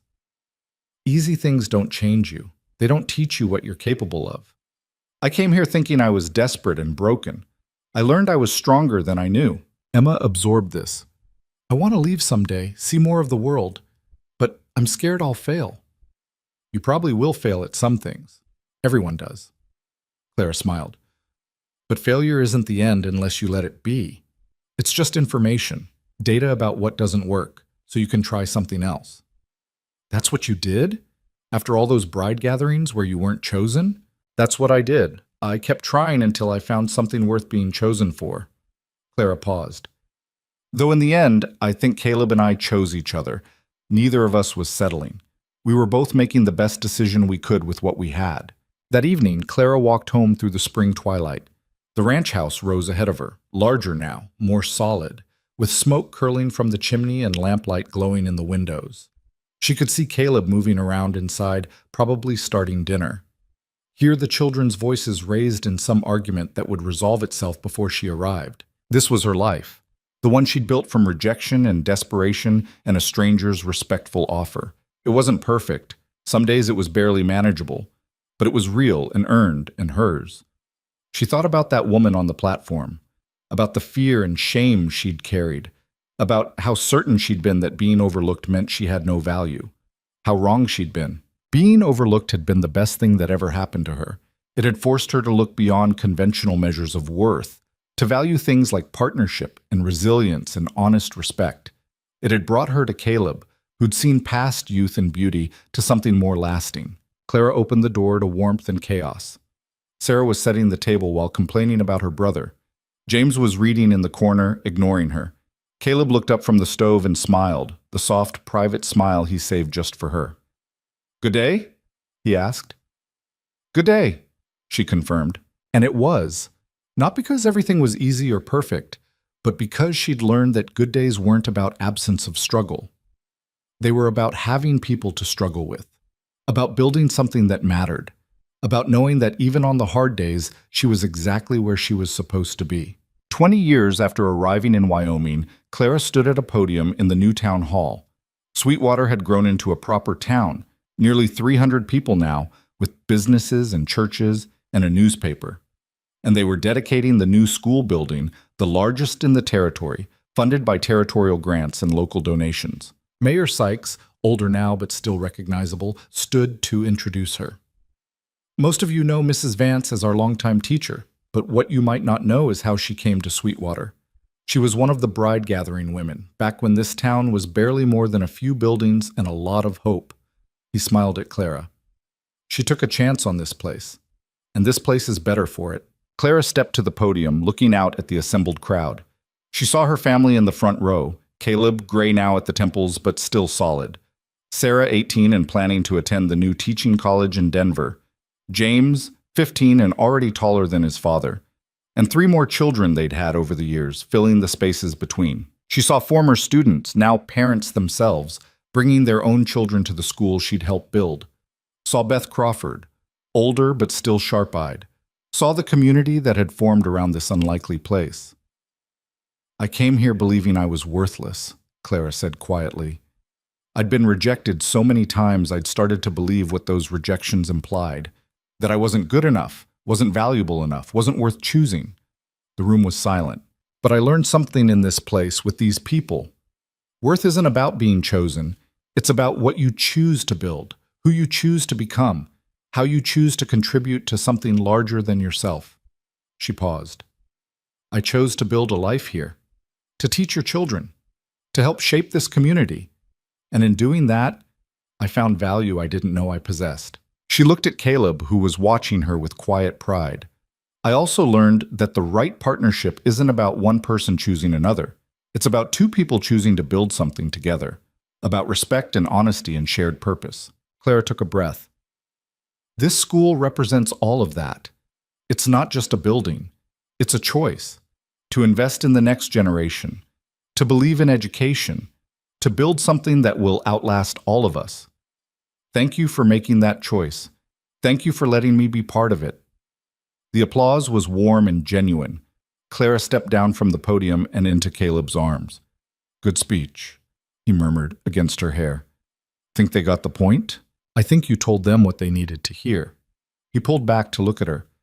"You told them your truth. That's all anyone can do." That night, after the celebration ended and the children were asleep, Clara and Caleb sat on their porch watching stars appear. They'd done this countless times over the years, found quiet moments amid the chaos to just be together. "Do you ever think about how different things could have been?" Clara asked. "If you'd arrived at that bride gathering 5 minutes earlier and chosen someone else?" "No," Caleb said it simply. "I chose you. There was never anyone else I would have chosen." "You couldn't have known that. You barely knew me. I knew enough. I knew you were still standing when everyone else had given up. I knew you had strength that wasn't obvious until you looked for it." He took her hand. "I knew you were exactly what I needed, even if I didn't have words for it then." Clara leaned against him, comfortable in the silence they'd built over 20 years. "We did all right, didn't we? For 2 desperate people making a practical arrangement, we did better than all right." Caleb's voice was soft. "We built something real, something that lasts." And they had. Not just the ranch, which now supported 3 hired hands and turned steady profit. Not just the children, who were growing into capable, thoughtful people. But something less tangible and more important, a legacy of education and community, of showing that worth came from contribution rather than conventional markers of success. Clara Vance, once Clara Whitlock, unwanted schoolteacher from Boston, had become the woman the community turned to for guidance. The teacher who shaped generations, the partner who'd helped transform a struggling ranch into a thriving operation. The mother who'd raised children to value resilience and honesty. Not because she was perfect. She'd made countless mistakes over the years, lost her temper with students, fought with Caleb over money and decisions, struggled with the balance between her own needs and her family's demands. But she'd kept trying, kept building, kept choosing to show up even when it was hard. That was the real lesson, Clara thought. Not that worth came from being chosen, but from how you responded when you weren't. Not that success meant avoiding failure, but that resilience meant getting up after failing and trying again. Not that love was about perfect harmony, but about choosing to work through discord toward something stronger. She'd come to Wyoming broken and desperate, certain she was facing her last chance. She'd been right about that. It was her last chance. But what she hadn't understood then, what she could only see looking back across 20 years of struggle and growth, was that last chances could become new beginnings, that endings could transform into foundations for building something better. The woman no one chose had chosen herself, had chosen to be more than her rejections, more than her desperation, more than the narrow definitions of worth she'd internalized. And in doing so, she'd become someone worth choosing. Not by strangers at a bride gathering, but by students who returned year after year, by a community that trusted her with their children's futures, by a husband who'd seen her potential when she couldn't see it herself, by children who learned from her example that value came from character, not circumstances. Clara looked out at the ranch she'd helped build, the land she'd learned to love, the sky vast enough to hold all her failures and successes together without judgment. She thought about that platform in Sweetwater 20 years ago, about standing at the edge of hope, about the stranger who'd looked past the pretty faces and seen her. "Thank you," she said quietly. Caleb glanced at her. "For what?" "For seeing me, when no one else did. I should be thanking you. You could have said no to my crazy proposal, gone back to Boston, built a different life. This life is exactly enough." Clara squeezed his hand. "More than enough." They sat together as the darkness settled over the Wyoming territory, two people who'd found each other in desperation and built something that transcended their individual limitations. Proof that worth wasn't about being chosen by others, but about choosing to become someone who contributed something meaningful to the world. And Clara Vance, teacher, mother, partner, survivor, had done exactly that.